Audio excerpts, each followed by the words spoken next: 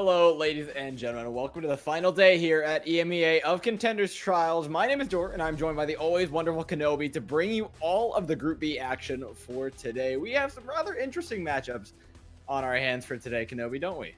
We do, and it should be noted, Dor, that when we talk about these games for Group B is technically already decided in terms of seeding and who is going to be making it into Contenders proper for this month. So our first matchup is going to be Shoes Money Crew versus Incognito, who both have their destinies already cemented, where Shoes Money Crew is going to be heading to that tournament in the sky, and then Incognito is going to be going down to open division, unfortunately for them. So I guess for both of these teams, at least for Incognito, for mostly, pride is to play for here, because you want to end on a high note. You've had a pretty rough time of it in trials so far. If you can maybe have a good showing against a team that is going to that Contenders tournament at the end of the month, then you can maybe, hang your hat on that. You can build upon that with some play in the open division.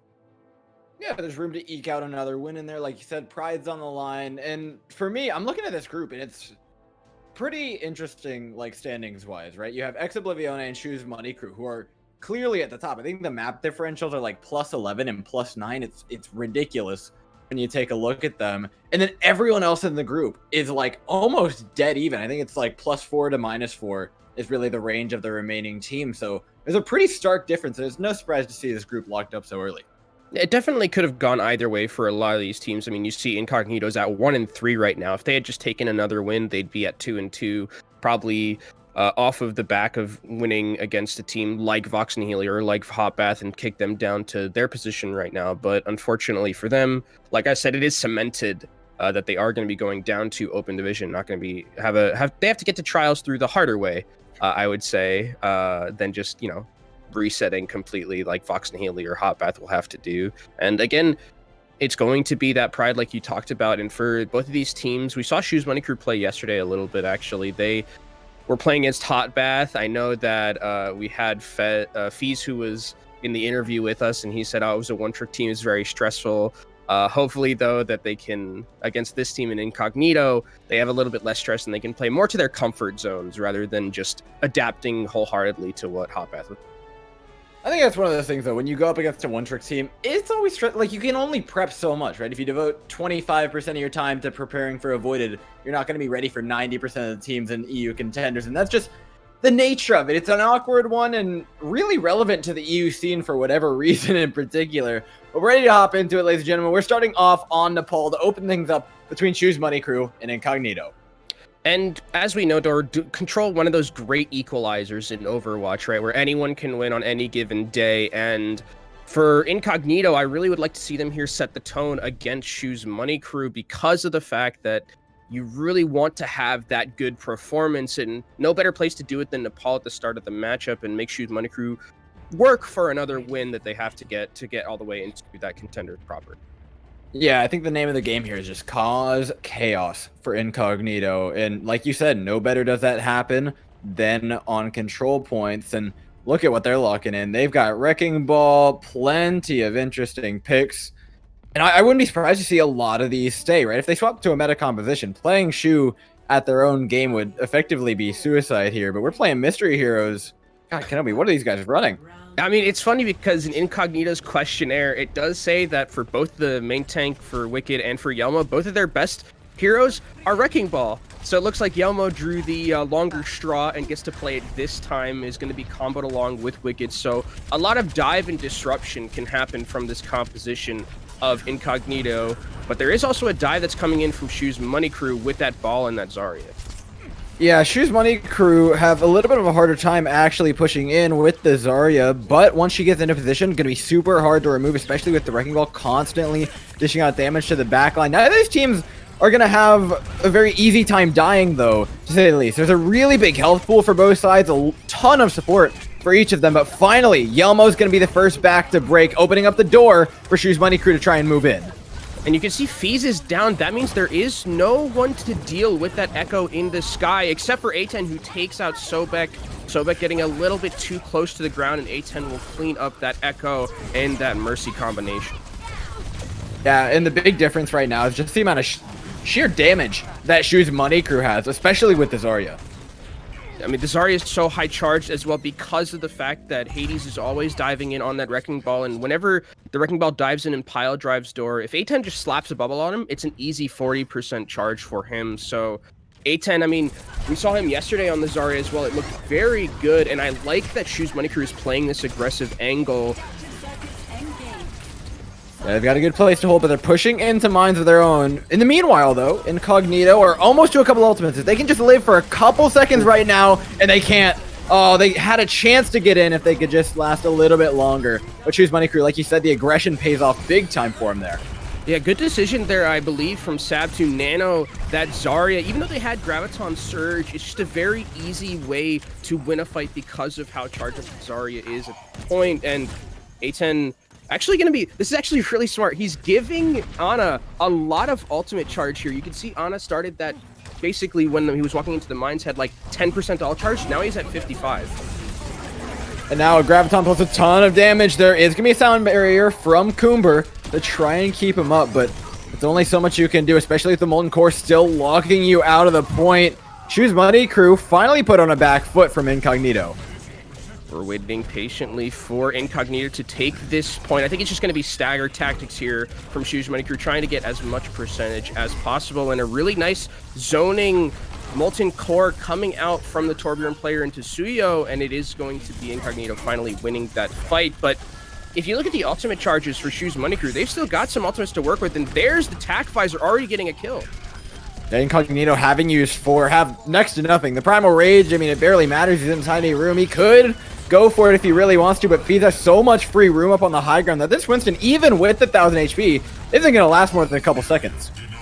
You see, actually, not too bad from the Lucio player, Orange, to get the soldier off of that high ground and boop him away, but it's not enough. The rest of the damage is still there from Shoes Money Crew. Ultimates used quite significantly for them, so Incognito will have the advantage when we come into this next fight.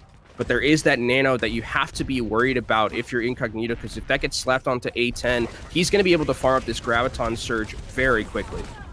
Oh, and down goes the Mercy and the Echo. That's a big pick onto a duo that they really wanted to keep up. They're going to try and get a reset off, but at 95%, that's a tough call. Yeah, this is last fight territory right here. They have to make something happen. Minefield, only ultimate available for Incognito. Well, they'll drop it on point, give it their best shot, but the mine's only going to buy so much space. If they could take the point over, maybe get it rolling in their direction, they'll feel all right. But Hades is going to get a good contestant, start charging up, wait for the right moment to move in, and use that nano boost to seal out the match for Shoes Money Crew. They've already got themselves a set of 2 to open things up, and a lot of the damage is gone. The Graviton connects on to the rest of Incognito, and with that, they'll say goodbye to map 1. A10 is a monster of a man right now on this Zarya. We talked a little bit about it earlier where we saw A10 on the Zarya. He's a ringer for this team. He's not even their actual off tank, and he is just melting people, putting them in the microwave. And off the back of that performance, Shoes Money Crew take a 1-0 lead in our Nepal map-up. And now we're going to our next round where in this map-up match in particular, I expect to see more rush compositions instead of the dive, and also Mei is a possibility because you can always use that Mei wall to section off parts of that point and just focus your defense on one corridor instead of both of them at the same time. Yeah, and you absolutely are at the rush, right? We're going to switch to a little bit more of something brawly. Reinhardt, Zarya. Shoes Money Crew have no intentions of swapping this composition up. What do you think about that? I mean, hey, if it ain't broke, don't fix it, right? That's they won the first map, and now they're going to be able, they're taking it to this map. We'll see. A lot of disruption still can be caused by that Hammond, but this is actually really well played from Incognito. They're going to play hyper aggressive, knowing that there isn't the same sustain and rush potential coming out from Shoes Money Crew's composition. Well, the comp worked for him once. It's working for him again. You know what they say? The shoe fits, wear it. It's working for him, Kenobi. They've got themselves some huge opening picks for the Money Crew. Incognito, it's not a likely fight for them to win. Fees, luckily to get away from the last remaining DPS, who is still alive, mind you. Incognito have a chance at this.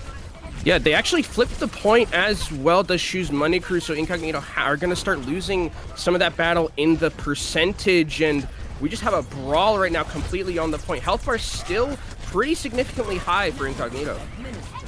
You know, we said it would be advantageous for Incognito to cause chaos on the control map, but it's all been Shoes Money Crew. The Wrecking Ball from Hades as well as A10 just make so much space, and not in the traditional sense of move forward and make space. They just kind of make space in random spots around the map, and Incognito don't know what to do about it. And the thing about making space, which is good for this composition from Shoes Money Crew, is that they have a Soldier, and Soldier thrives in having that space to pump out that sustained damage throughout a lot of these fights, and that's what FaZe has been doing throughout, and you also combo that along with Urki. Oh, another fat grab from A10. There's no real damage follow-up, though, because they're in such close quarters. In fact, they're about to fall for the same song and dance from Suyo. The counter Molten Core buys them so much space, so much damage, and now on the back foot, Shoes Money Crew are playing a man down at 50%, but A10's going to even that one up by taking down Sobek. Big damage loss, though, as Azaria goes down. Yeah, what I'm learning today, Dor, is that Molten Core is more of a defensive ultimate than aggressive ultimate, and Wicked's going down. Urki is cleaning up this fight, and somehow, some way, Shoes Money Crew pull it back from the brink with some incredible DPS play from Urki. That's the big advantage of this composition, though. So many fast heroes. That contest is ridiculous. It's really, really good, and for Tsuyo, he hasn't really gotten the amount of value I would have liked to have seen him against this flanker. Like, Urki has still been able to play this game like a normal tracer, and the turret really hasn't stopped his flanks at all because FaZe is here on that shoulder, kicking it out whenever he wants. Hades finally slept, at least put to rest for a moment. Incognito finally have a position on the point, taking down Urki. That's the bane of their existence taken out. Oh no, they know that Visor's up and behind him. FaZe could come up big from the flank here. They need to shut him down to make sure this push goes through. And it seems like he doesn't have quite enough space to do what he wants to. Wicked and Thuyo clean things up and get Incognito the tick at 98. Yeah, but not terrible for Shoes Money Crew at the start of this. They got 98%, so just that last fight territory, only need to win one. And A10 is coming in with that Graviton Surge. Sap has the Nano as well, which I assume is going to go onto A10 if anything has been the same as we've seen throughout the rest of this series so far. But there is a grab on the other side to counter it. Yeah, there's so many options for Shoes Money Crew to try and close this one out. It's going to be a counter grab from Incognito, but he got no follow-up here. It's the same mistake that Shoes Money Crew made earlier on, now being used against them. Grab catches just a Torbjorn. Again, no follow-up. These grabs have been really haphazard. No combo ultimate from Shoes Money Crew. They're charging up towards the couple, but they've already used so much to commit into this fight. Yeah, Soundbarrier, though, is committed from Sobek, but I think this is Incognito's to lose.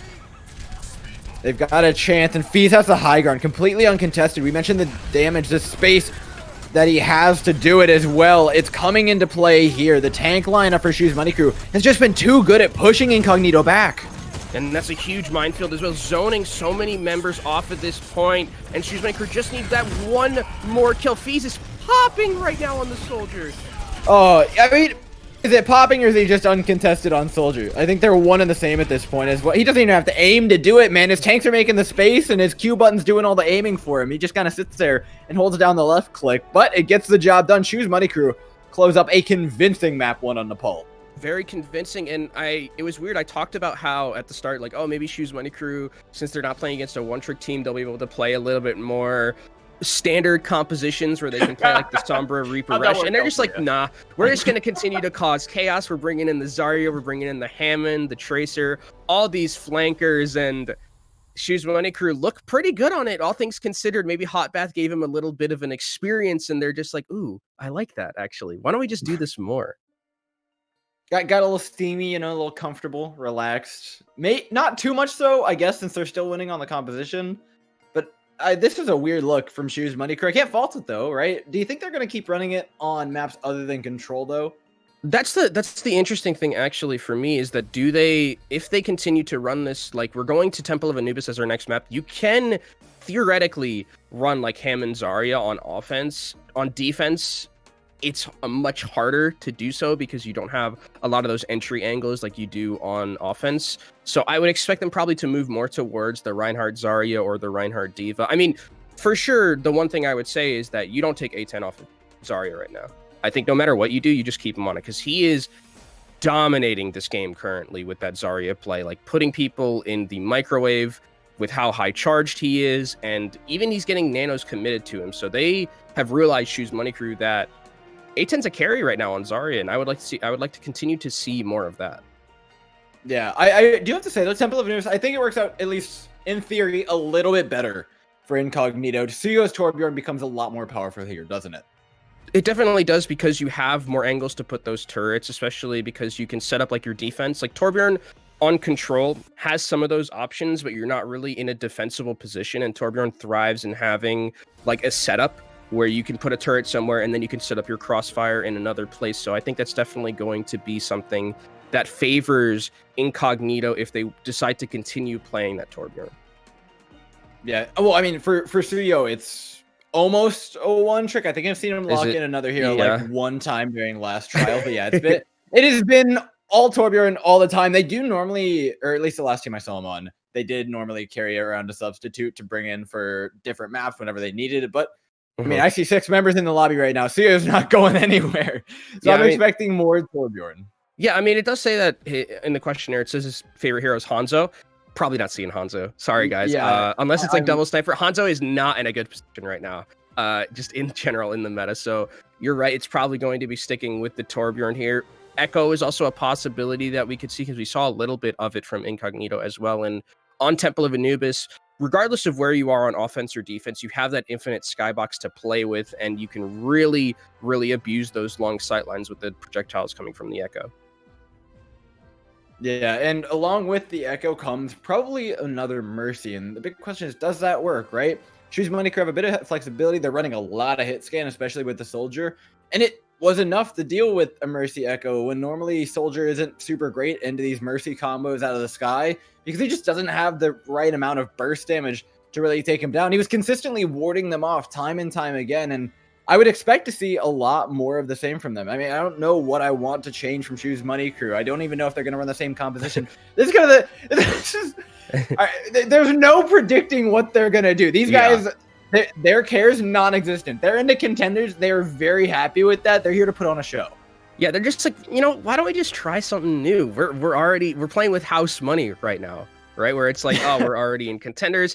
We can just flex on them a little bit. We can play some more different types of styles. Feezy's just like, guys, I want to play Soldier. Like, come on, when am I going to be able to lock the legs again? Well, actually, I mean, the new patch, maybe the legs are going to be very, very strong. So maybe Feez is like ahead of the curve, right? Don't remind me. Feez is ahead of the curve. He's like, I'm practicing for when Soldier is really, really good.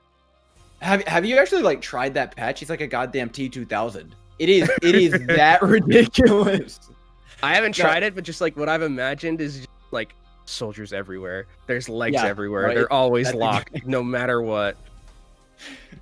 Yeah, no, it's just Soldier all the time. The aim, it is. I pray for our sake that it doesn't end up going through. I will say, if there's one thing I want to see, right? If Choose Money Crew, if you're listening, I have one request. It's composition. My open division team. We've been trying it out. We've been mixing things up.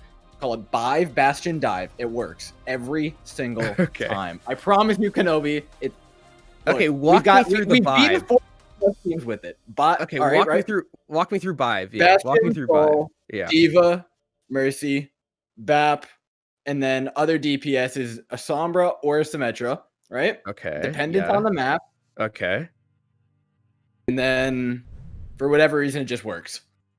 So do you just TP around the Bastion, and that's just like how you dive? You dive with TP with the Symmetra? Is that how it happens? I mean, it's just getting into position, so it's about getting there quicker with the Symmetra and being able to dodge. But I couldn't tell you, for whatever reason, we have a positive win rate with it. So, hey, I mean, hey, if it ain't broke, don't fix it. If it ain't broke, don't fix it, dude. All right, let's get on to Temple of Anubis. Let's see what Choose Money Crew have in their bag for us now. Yeah, we're gonna have to see what they pull out. I mean, they might have been listening, obviously, supporting Tier 2. Maybe have it on like a side stream. We are on a delay, so it wouldn't.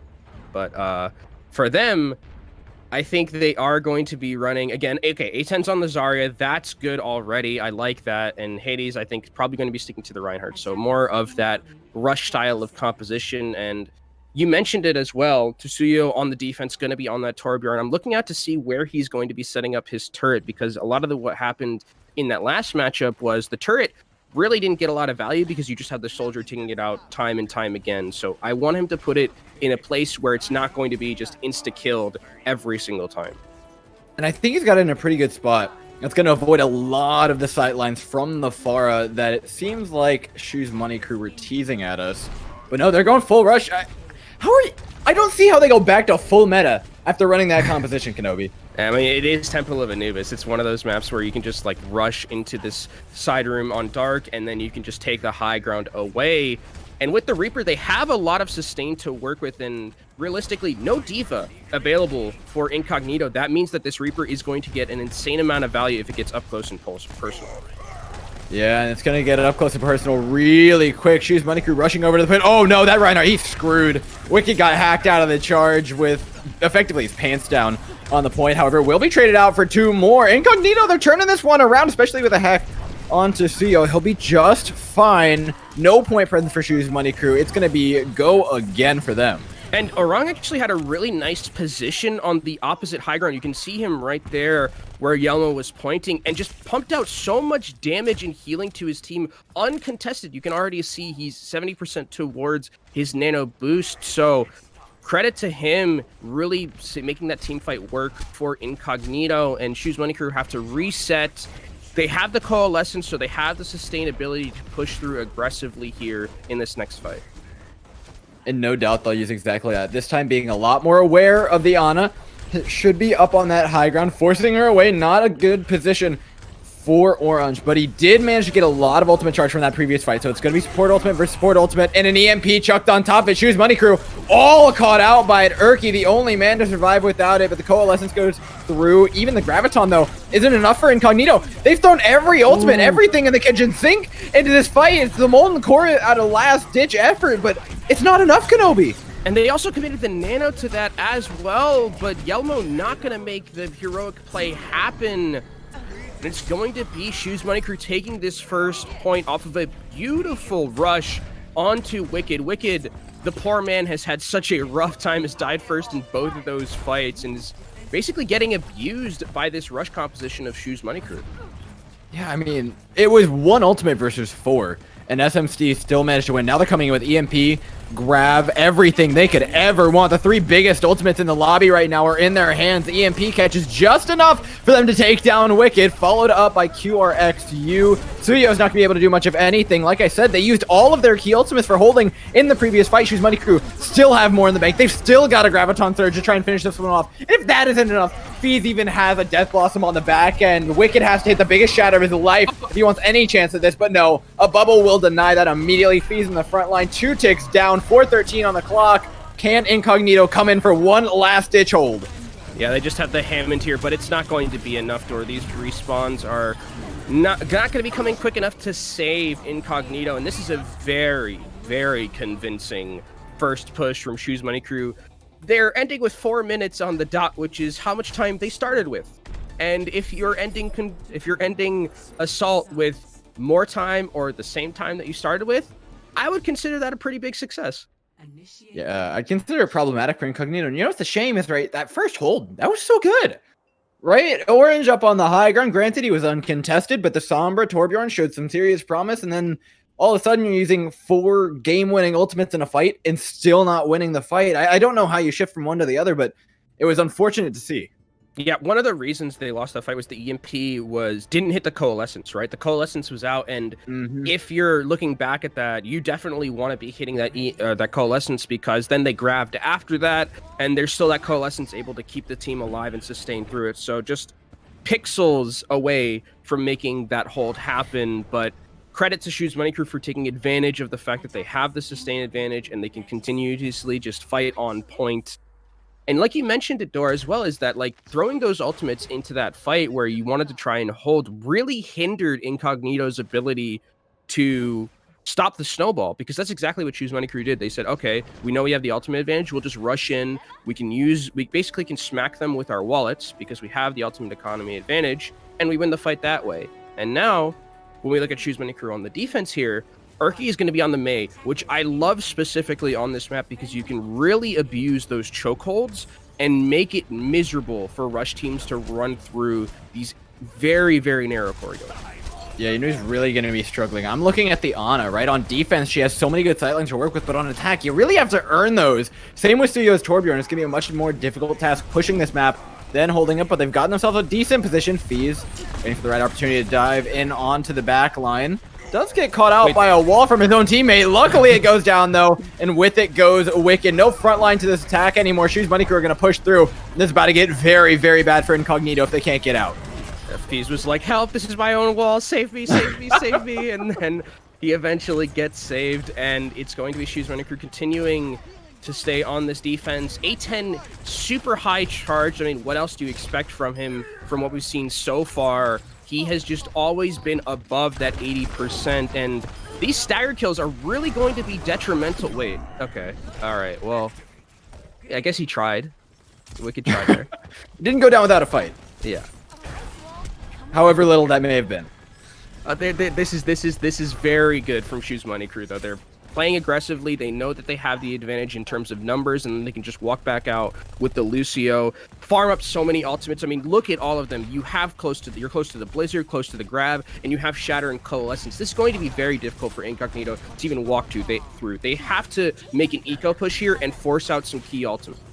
Well, you forget, there is the trump card of EMP, right? If this hits like 6 people, there's a chance that Incognito could come in and sweep. It's going to take some really good follow-up from them, but there is a possibility that if you can get a Nano Reinhardt onto a couple EMP targets, you're going to be feeling pretty good. But Shoes Money Crew take the aggressive, catching them out. The EMP hits everything! I think it may have canceled the Blizzard. No, the Blizzard did go off, healing for Shoes Money Crew, and oh, it was so close, Kenobi, so close to being so good, but it fell just short. And I think it was actually really good presence of mind there from Shoes Money Crew. They noticed the Sombra who had went back and was on the point trying to back cap, and then they said, okay, the Sombra translocated out, we can now be aggressive. They put up the wall and they used their ultimates before Sombra can get back into the fight. Really heads up play coming out from Shoes Money Crew. But if you're Incognito, you did force out a lot of those key ultimates that I talked about, but unfortunately, you did not force out the Graviton Surge. Luckily enough for them, they have one to match with the one coming out from Shoes Money Crew, and both sound barriers are up. Yeah, I'm looking at the sound barriers more than anything, right? The better sound barrier is more likely to win this game. But oh, wow, he really did just walk straight up to him. Sound barriers from both sides. Molten Core could be the trump card here. We've seen this one work before. Urki, though, oh my lord! Oh my lord, even the turret! He spares nothing! Okay, Urki, pop off, man, go off. Do whatever you want. That was nuts. There was almost no way that they had a shot at doing that between the Graviton Surge and the Molten Core. I thought it was over, and Urki just says, I'm going to get 80% off of the back of one team fight. I just switched, and he is popping right now. That was an insane clutch play. Yeah, the only person not in that Graviton Surge. It's amazing that he actually snuck by it as well without getting pulled into it. That was actually really sick. And now he has a big ultimate to come on the back end of that, peeling away for his Reaper. Feez is able to get a ton of damage off from the Death Blossom. So many low players on the side of Incognito. It is just clean up time for Shoes Money Crew. 20 seconds left on the clock, and this feels like a victory lap for them. They're going to get one last fight, and this Lucio's going to get staggered as well. Sobek are going to die very late in that fight. Hades just going to flex on him. You know, he knows this is secured. They have this in the bag, and it's just a lonely Hammond by Wicked trying to get onto that point. Well, it's not necessarily try. He did manage to get on the point. It's a consolation prize. You could put it on the fridge, but you can't take it to the bank, unfortunately. Urki is just... Man, this guy's having time of his life right now on Doomfist. That's going to be a second map up and a match point for Shoes Money Crew. Whenever they stop ticking up this overtime, I think it's now, yeah, the Graviton's got to be enough. Incognito sent down 0-2. They got one more map between them and being all the way done with Contenders Trials for this season. Yeah, Shoes Money Crew looking very, very solid currently in this matchup. A lot more convincing, I would say, on this map than on the Control because of the full hold. And for Incognito, it's back to the drawing board a little bit for them. It seems like, especially in the mirror, when they're both playing this rush style composition, Shoes Money Crew just have such an advantage over them. And I think a lot of it comes down to A10 and Hades, who have been, I don't want to say dominating because I think that's a little bit too overzealous, but I think they've been really ahead a lot in the tank line battle because of the fact that Yelmo isn't getting the same type of help, right? Wicked, rather, isn't getting the same type of help when he's on Reinhardt that A10 is giving to his own Reinhardt. I think the differentiation in bubbles is a little bit what's causing these early deaths for the Reinhardt. Yeah, and I will say, I actually feel like the support matchup has been relatively even though they were running the Ana. It felt like a comfort pick for Orange, and then 90% of the time, right, they were getting where they needed to go at the right times. The Lucio play felt pretty fine. for Incognito. I feel like this is a team with a lot of potential, right? If they just clean up those rough edges, maybe the bubble timings a little bit here and there, the DPS start target focusing a little bit more with the team, right? It seems like if they could get on the same page in that way, have a little bit more directed damage, they could become something formidable. For right now, though, it's all about Shoes Money Crew. And like you said, they just look unstoppable. Ladies and gents, we'll see if they can roll their way through a 3-0 after this quick break.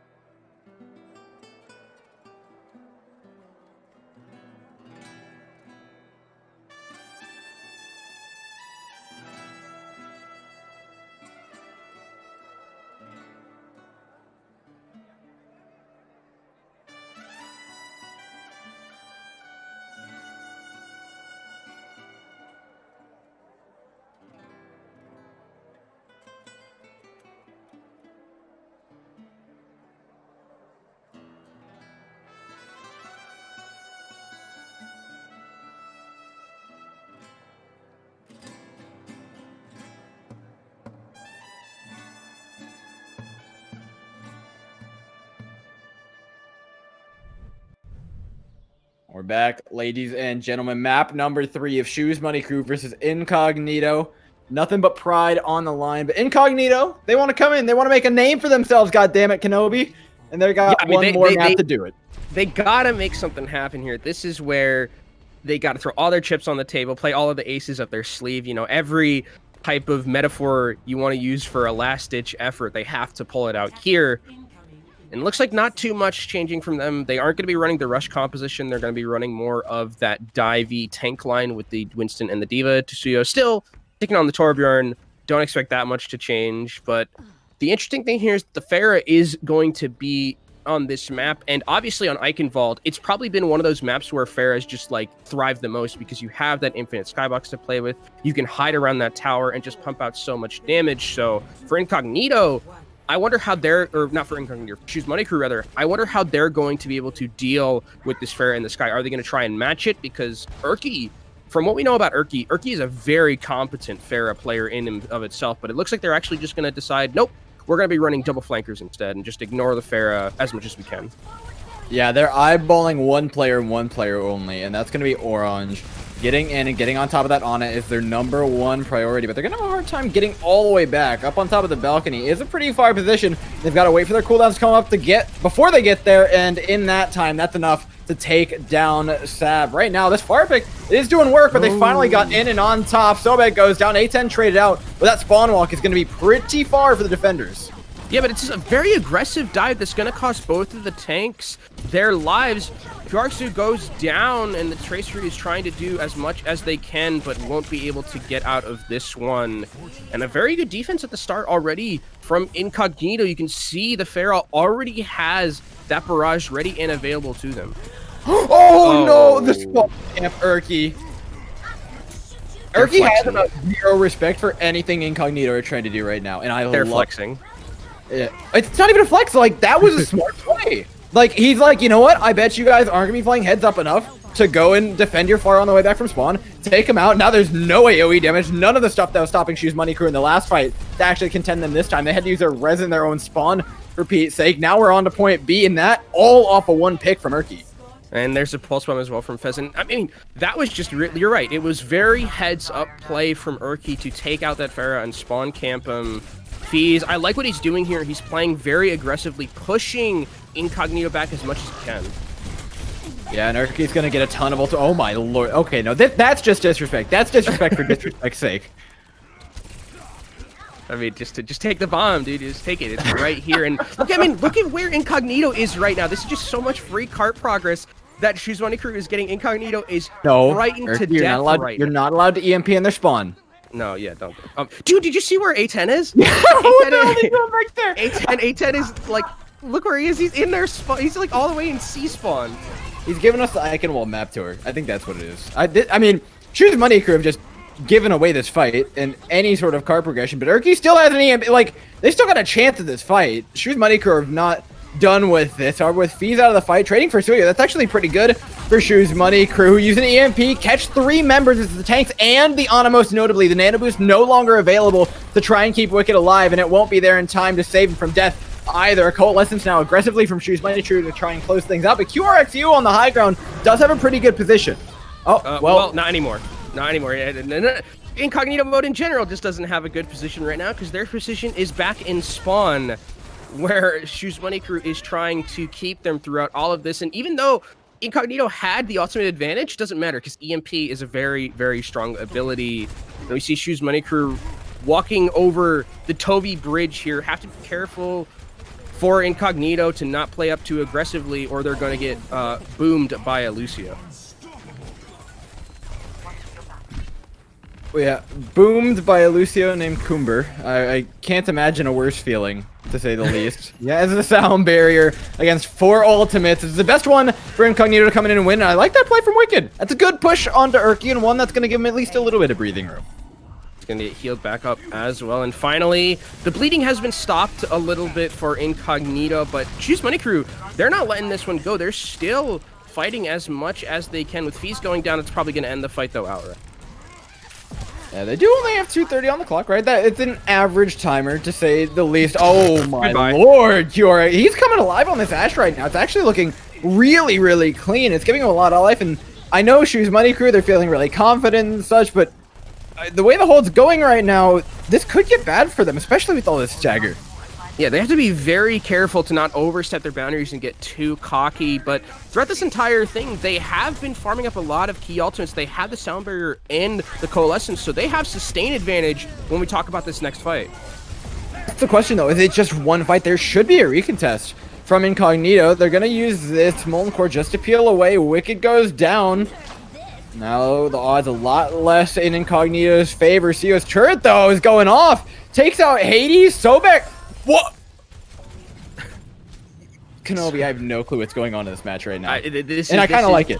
Wait, why is QRXU in there? Wait, hold on. He shouldn't be there. Don't ask questions, Kenobi, just accept it.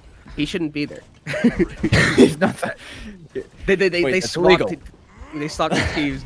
I mean, Urki coming into this next fight has that EMP, the great equalizer, as we talk about it, and it's really only a minute left for them, but there's an EMP. It didn't catch Orange, though. There's still a Nano Boost, and it's going to be going on to the most potentially dangerous person on this team right now. It's QRXU trying to dish out some damage on the Ashe. However, no kills going down in the meantime. The damage is there, though. Urki and A10 out. Shoes Money Crew. There's only a minute on the clock left, Kenobi. That may be, like, I don't know if it's just been Incognito and QRXU like coming in and popping off, or Shoes Money Crew has just like thrown away this much time. I'm gonna give them benefit of the doubt and say it's all Incognito and they're turning up and now they're like ready to beat them, but I still have very little idea what's going on in this match right now. Incognito have the card possession, but Shoes Money Crew have their entire no. Okay. I really believed in that for a second. 2 more picks though from the DPS of Incognito. Give him a foothold into this fight. Cooper can't charge up another sound barrier. With 20 seconds on the clock, it might not even see the light of day. And you see here, Wicked is trying to duel with the Moira, but you do not have the DPS, my friend, to win. That might have gotten a bit too over-aggressive, and Shoes Money Crew finally are starting to make some card progression, but there's only 10 seconds left door. They have to win here, and if they want to continue this map. Urki's not going to be getting up an EMP anytime soon with the Bob and the Molten Core in tow. It looked great for Incognito going into the fight, but Shoes Money Crew, they've got the sheer frag potential. The turret and the Bob, though, are enough. 2 AIs working as one to hold on to the cart. Wicked, though, forced back, helped only by Orange, but it's enough to keep this cart and the push alive. It seems like Incognito, they hold here. Shoes Money Crew, the hubris. Their shoe was too large. Yeah, I mean, that was a very interesting map, start to the map, I would say, from Shoes Money Crew. It looked very good on their offense, and then once they got to the second phase of Eichenwalde seemed to just devolve into just very scrappy fights that, when we talked about it at the start, Incognito, that's what they probably want to thrive in. They want to make it chaotic. They want to make it as scrappy as possible. And it ends up working out very much in their favor. And now Incognito have a win condition set for them. And Shoes Money Crew, the 3-0 not looking as likely as it would have after that second map. No, and I've got to say, there's two players on Incognito I want to highlight more than any. It's Sobek and QRXU. They embraced the Clown Fiesta better than anybody else. It felt like their natural habitat entering into it. I gotta also say, Tsuyo, specifically on this map, has been pretty good on the Torbjorn, and his turrets have been getting an insane amount of value because on Shoes Money Crew's team, there wasn't really anything that could contest the turret, like a soldier that Feez is hovering now, where you had that long-range damage. It has to be the Lucio that's shooting it. Lucio doesn't do a lot of DPS, sorry, friends. So, it was a very good DPS performance coming out from Incognito and QRXU. Hats off to him. You mentioned him during the last phase of this map, that he was really popping off on that Ashe play. Well, see if he can do it again. He's brought back the Pharah, and it is pretty good on the attack. But we saw this, right? Feez on the soldier, taking down both the Mercy and an Echo last time. This time it's a Pharah. A little bit different. It's going to have to do that feat again, though, and Sap's putting in some decent damage, at least zoning them away. But Incognito, they should get at least a little bit of presence on this point for free, because there's no one to really contest this Pharah Mercy right now. There's a lot of damage being put in, no real space to work with as well. Incognito are taking this attack very, very cleanly. They have the high ground, they have the clock tower, their Pharah is still alive. They just need to get on top of that backline. They're eyeballing the supports, the turret's out of the way though, and in comes Wicked. The engagement's finally there, but he's got nowhere to go but back to spawn as Cougar comes and cleans him up. QRXU's HP low, not being able to help buy the Mercy because she's busy doing other things, rezzing up the Winston. But my friend, that was not the right choice. Shoes Money Crew are going to punish you for that. And it looked really good from the start from Incognito there, where they took control of the clock tower and tried to get the Pharah as much value as possible in sightlines. But okay, QRX, you that was got away for your Mercy there, unfortunately for him. And Shoes Money Crew putting their foot on the gas right now and stopping Incognito from taking any percentage whatsoever. They have the tac visor from Feez, who's done a very good job zoning out QRXU on that Pharah so far, and QRXU has to play incredibly safe along with Sobek, because that tac visor is going to shred through them if they're in an open area. Yeah, this push got a lot harder for Incognito when Shoes Money Crew got the ultimate advantage. In fact, that's been the case almost every time. When Shoes Money Crew gets a handle on their ultimates, they're feeling good. Hades enters the fight, taking down Orange with no main support. This push has almost already been doomed to fail.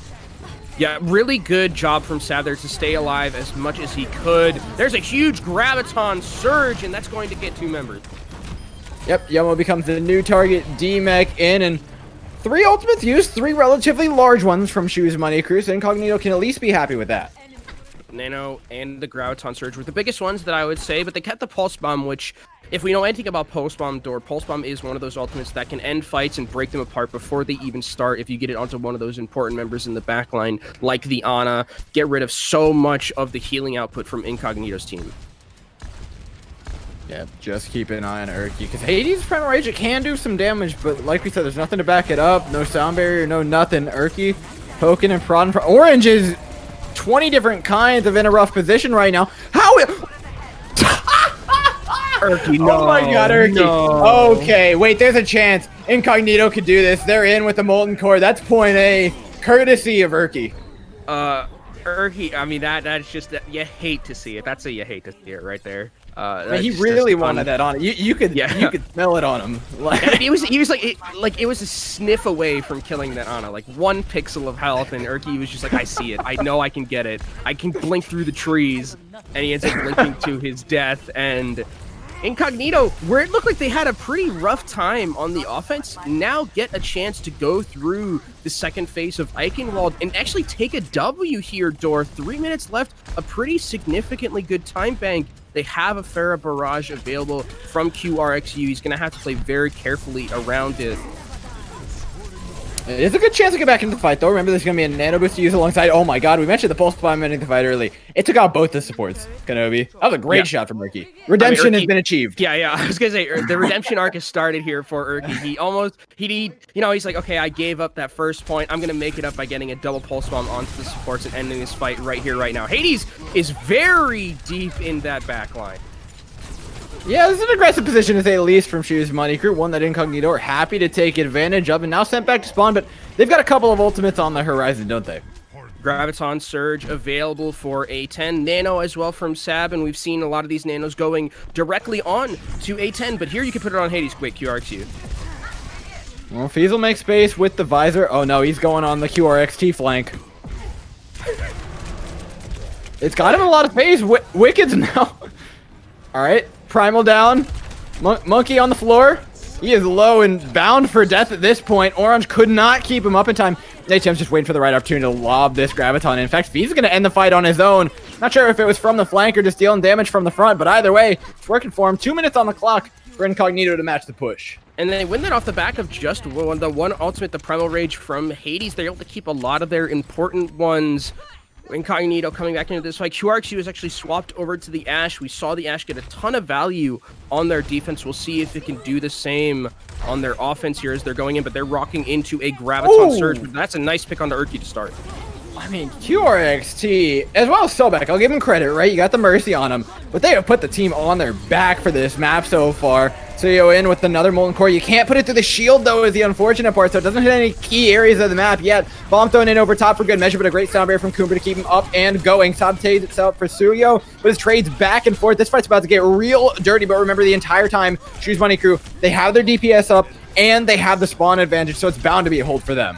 And especially with Orange going down very early in that fight, you notice that there is not that much healing output without the Ana, the Mercy, just not there to pick up the slack. And as you can hear, it's 60 seconds remaining for Incognito to get this last bit of progress towards that.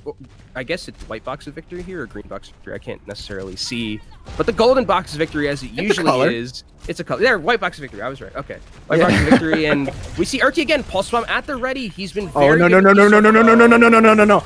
He's alive. I think he saved himself somewhere. How? Okay, Feez gets one with the visor. He's got the high ground. Oh my god, another pulse bomb from Urki. Feez is back OTF, and it's working for him just fine. Wicked, the only man left, sent down.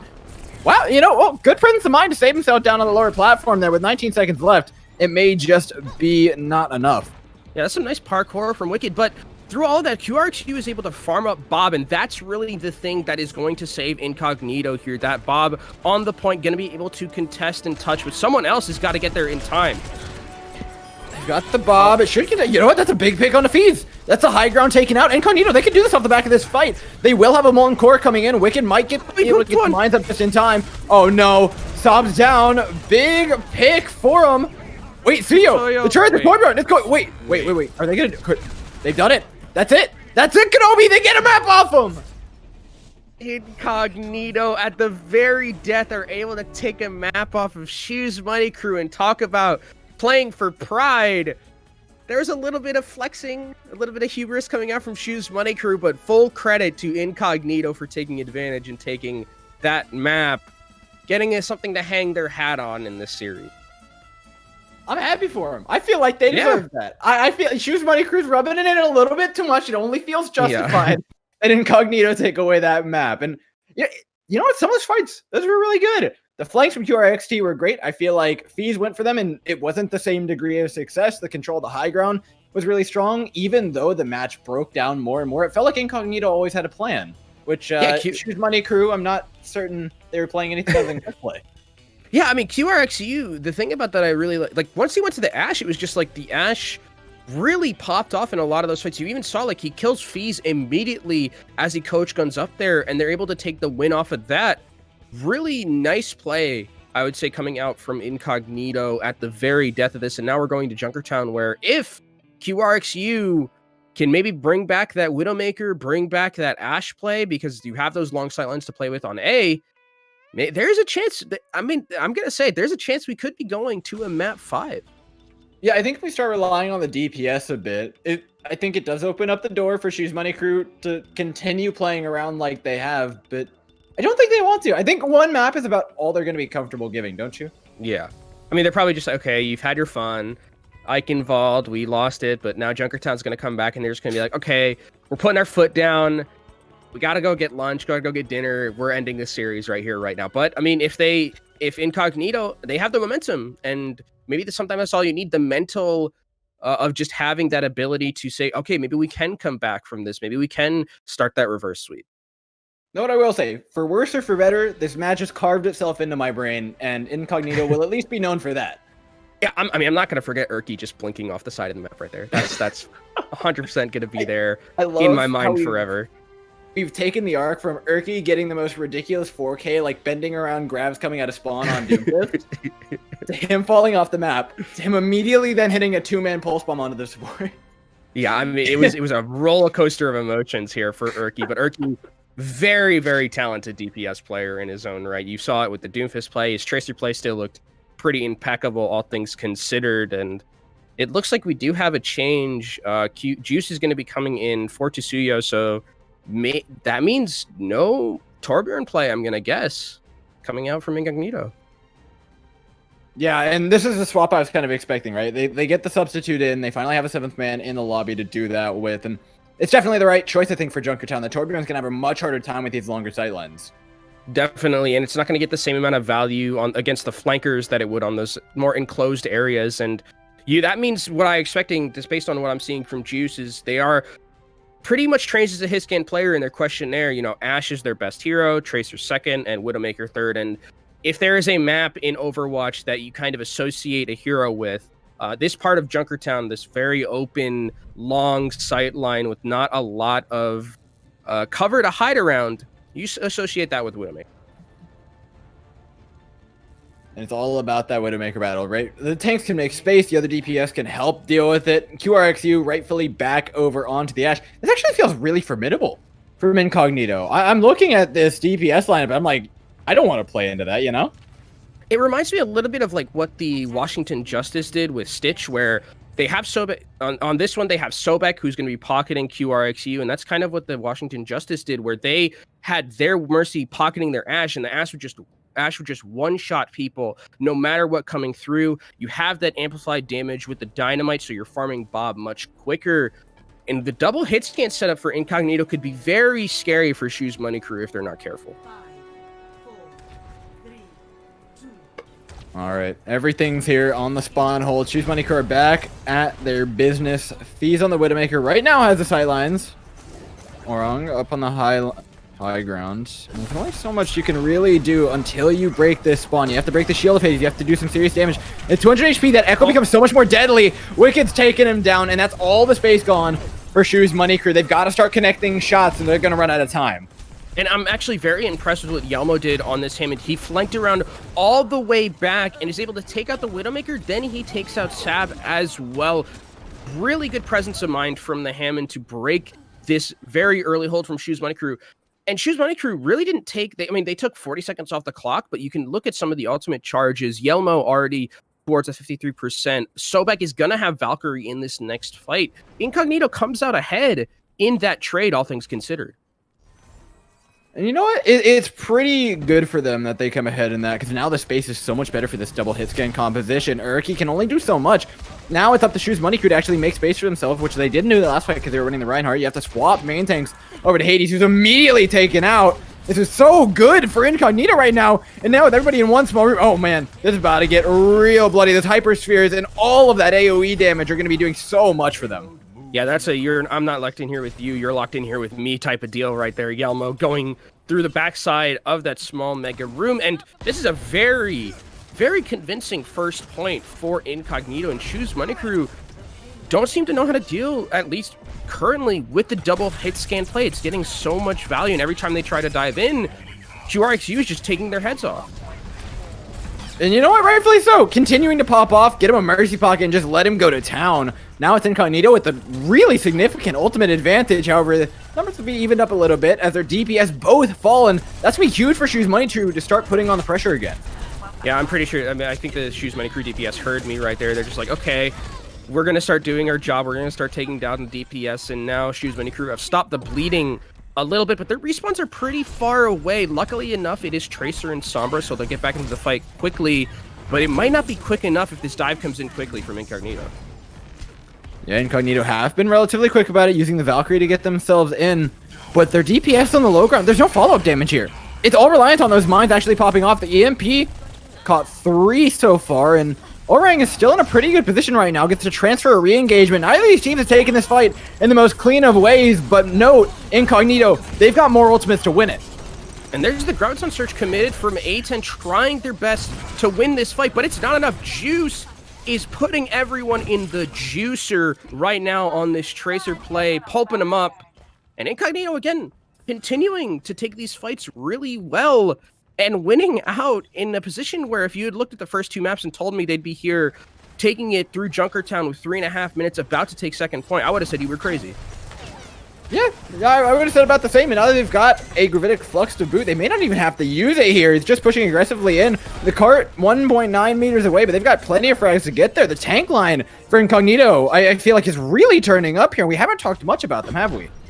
Yeah, Wicked and Yelmo, to their credit, we talked about them a little bit on Temple of Anubis, where we said they were having some troubles, but here on this Sigma and Hammond composition, they look so much more comfortable than when they were on the Rhine Zara. Yelmo specifically is having a phenomenal time, causing so much disruption to the backline of Shoes Money Crew on this Hammond.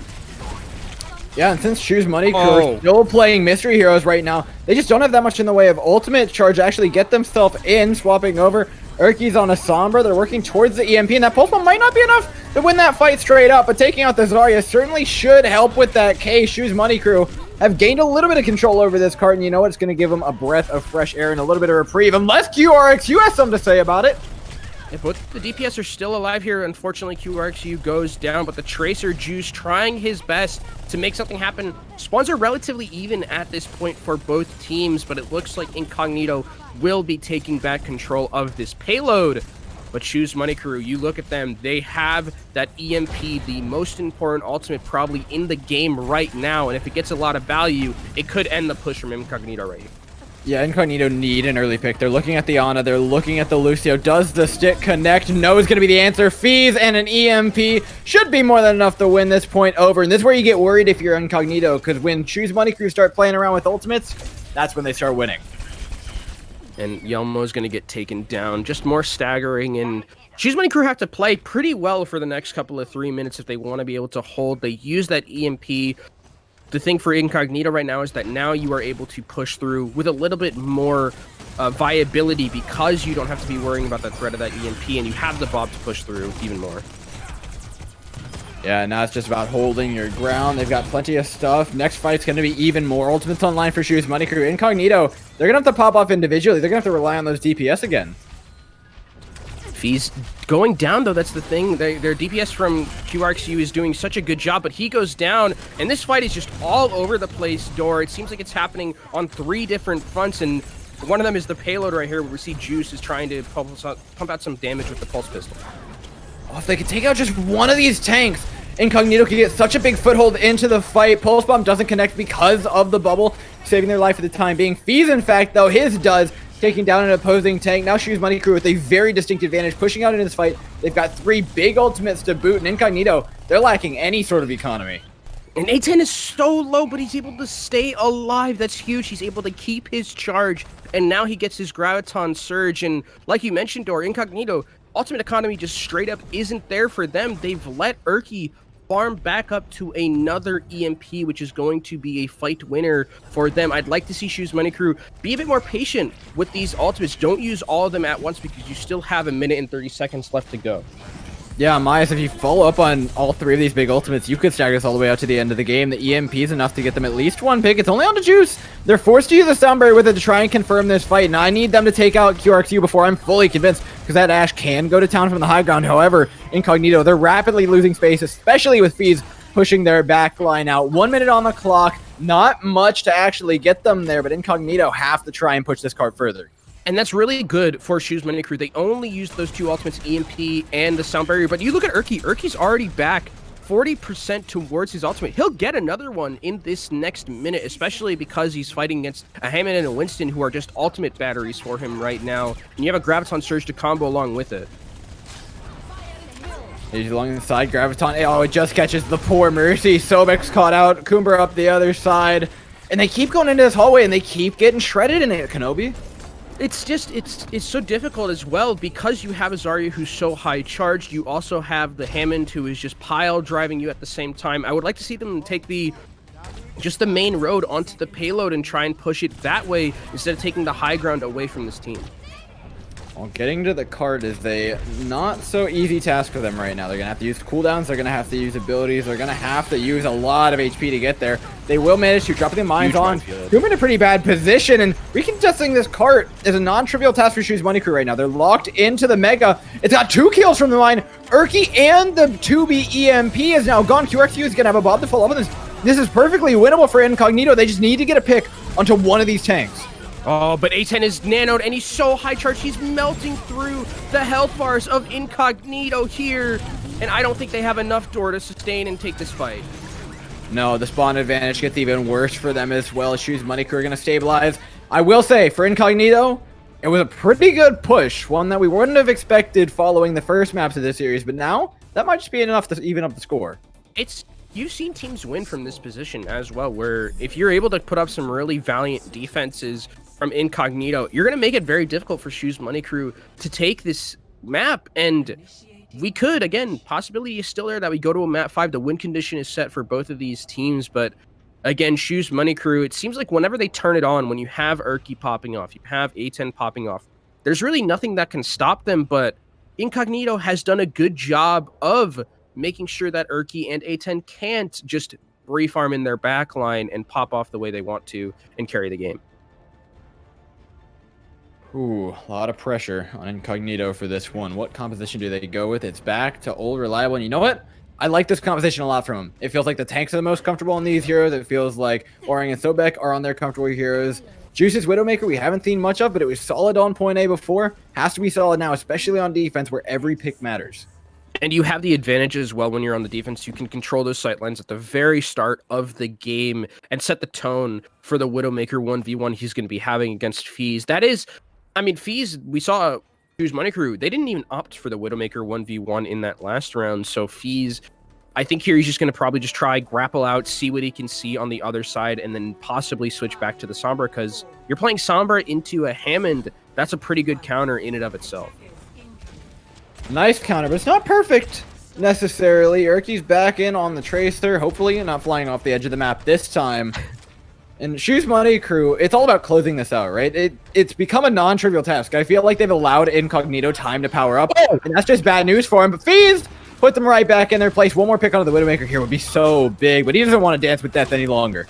But they did get the Resurrection out, so that means any pick now is going to be permanent for Shoes Money Crew. And you can see as well, Urki is on the flank trying to make sure that he zones out QRXU. I really like how he's playing this Tracer and being a pest in the backline. Well, being a pest is more than enough. It's allowed FaZe to take down Juice yet again. And like you said, that pick now, it's permanent. Trading Widowmakers, but without Orang in there, not without building up Transcendence. There's no real stabilization tools for Incognito, as well as a severe lack of healing given their support lineup. It's going to mean they're guaranteed to lose that fight. And the other thing that I like about what Shoes Money Crew has done with this composition and how they swapped is they put Sab on the Zenyatta, and whenever you have a Zenyatta, the damage just amplifies so much that Hammonds are very, very vulnerable to just getting blown up immediately, especially against a Tracer, where if you Zen, Tracer, Discord, a Hammond, they just blow up, and that's 600 health as ultimate charge, easy for you. So Yelmo has to play a little bit more conservative now and can't just continuously dive into the backline. Yeah, now heading into this fight, it's relatively even. This Pulse Bomb, though, has potential to connect onto pretty much 3 players because they're all grouped up super close. There's no more kinetic grasp. They have to worry about their backside, but they forgot about their front. FaZe is in, found a hedge. Oh, that's free for Urki. Good cleanup onto Orang. Finds the Brigitte. Now there's no more people to take him away. This is a free farm for him. The one thing set in place to take care of the Tracer got taken out by the Tracer. So smart, though, as well from Urki. He knows that the kill is going to be there from FaZe. The res is coming in, and he just goes and gets a Pulse Bomb as they're all clumped up together. Very good heads-up play. And FaZe, to his credit, has been doing a phenomenal job so far in this Widowmaker 1v1. I think he's taken out Juice more times than Juice has taken out him, and Juice actually is going to be forced over to that Tracer, just he doesn't want to take the Widow 1v1 anymore. Yeah, I mean, it's no surprise, and I think it's an advantageous one for him. He's so much better on this Ashe. He just needs to get an ultimate up to try and stabilize here. Otherwise, Shoes Moniker are going to be coming in with a whole barrage of ultimates in a second. They've got the Trance online. They've got the Graviton Surge online. It's about using them, but they're not allowed to. A10 and Hades both out, no tanks. They have basically until the end of this Transcendence to try and lock this point out, but they can't. Incognito held. And Yelmo with a huge minefield zoning so many people off the payload that Shoes Money Crew had to scatter, and they weren't able to take a good position where the flankers of Shoes Money Crew could just come, or of Incognito rather, could just come in and do so much damage and wreak havoc in the backline. And Shoes Money Crew, who finally stopped their push, and Incognito stopped the bleeding. Shoes Money Crew are coming into this fight, though, with a lot of ultimates here. Door Graviton Surge is available. No defensive ultimates from Incognito to deal with it. Juice, okay, Juice. Oh, wow, that's unfortunate. You know, Baptiste, arguably one of the better 1v1 heroes in the game, but beating out a Tracer, that's a rough one. Feast cleans up on the front end as well. Shoes Money Crew are going to cruise their way onto point C with 4:30 on the clock. I mean, Baptiste is just better Soldier 76. Come on. Oh, yeah, until next patch. Yeah, until next patch, where Soldier 76 is the best Soldier 76. As we're coming into this third point, Fee's got some nice tracking there, and I wonder his Widowmaker was doing such a good job. And again, they're able to keep the Graviton Surge. Realistically, for Incognito, you're going to win this next fight off of the back of the fact that you have that Graviton Surge and you have a Pulse Bomb to combo along with it. But, oh! Okay, he just translated. Woo! The good translocator from Feast now puts him in the background, which is actually a great position to try and hack out Feast. Oh, wow. That was actually really hit them. I don't think it was particularly low. I think that was to try and re-hack out the Hammond. It is going to be enough to give their frontline pressure to take out A10, though. In the meantime, stabilizing just a bit on the defense, but you're trading out tank for tank. I'm looking at the support ultimates. Orang has a very, very big rally that could use it to be prolonging this fight big time. Yeah, but I don't even think they'll need it, which is the good thing for them. Urki is going to get a kill on the Juice, but it won't matter. QRXU is just left unabated here up on this high ground, and that's really what you like to be when you're Ashe. You can lob in those dynamites. Has Bob now as well to make sure that once this push comes in from Shoes Money Crew, he can stop it in their tracks with that 7th member.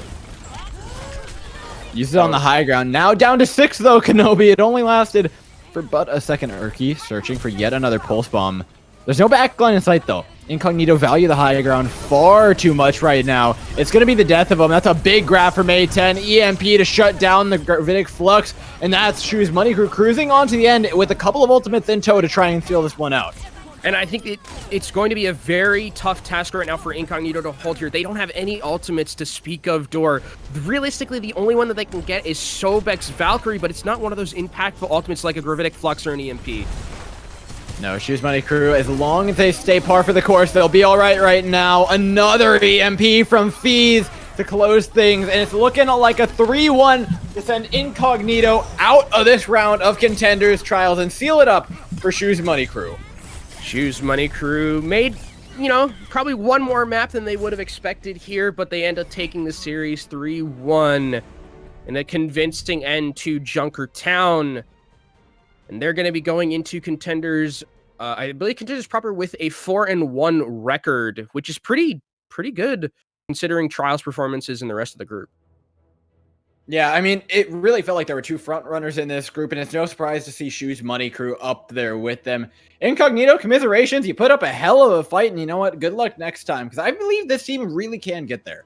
We saw some really good performances from a couple of their players, like QRXU. I mean, that Ashe play was phenomenal from him throughout. Yelmo looks really good on the Wrecking Ball. Juice had some pretty nice plays on the Tracer. I think there are a lot of building blocks you can make with this team, and you can build around. And next time when you come back into Trials, you possibly have that chance to go back into Contender proper. Absolutely. And for Shoes Money Crew, I mean, I feel like this is a good mark for them as a team, making it strongly back up into Contenders. They feel like a team that can really compete with a lot of those top teams, but you can tell they're a little rough around the edges. They have some things they can clean up in their own right, but I think they have a lot of pop-off potential, right? Individually, it feels like each of these players has the potential to win a fight for them at any given moment in time, and that's a real threat when you head into the upper tiers. It definitely is, and the DPS, especially with how the meta shaping up, right, where you have a lot of DPS players that are very impactful, and if Soldier like becomes a really just a menace that we expect him to be. I know you've played him, I haven't played him yet, but if you're saying as good as he is, then you have some members on this team who you can build around on the DPS role and really take your team to the level. We'll find out. Ladies and gents, we're going to have a quick winner's interview after a break with the Shoes Money Crew players celebrating their launch into Contenders.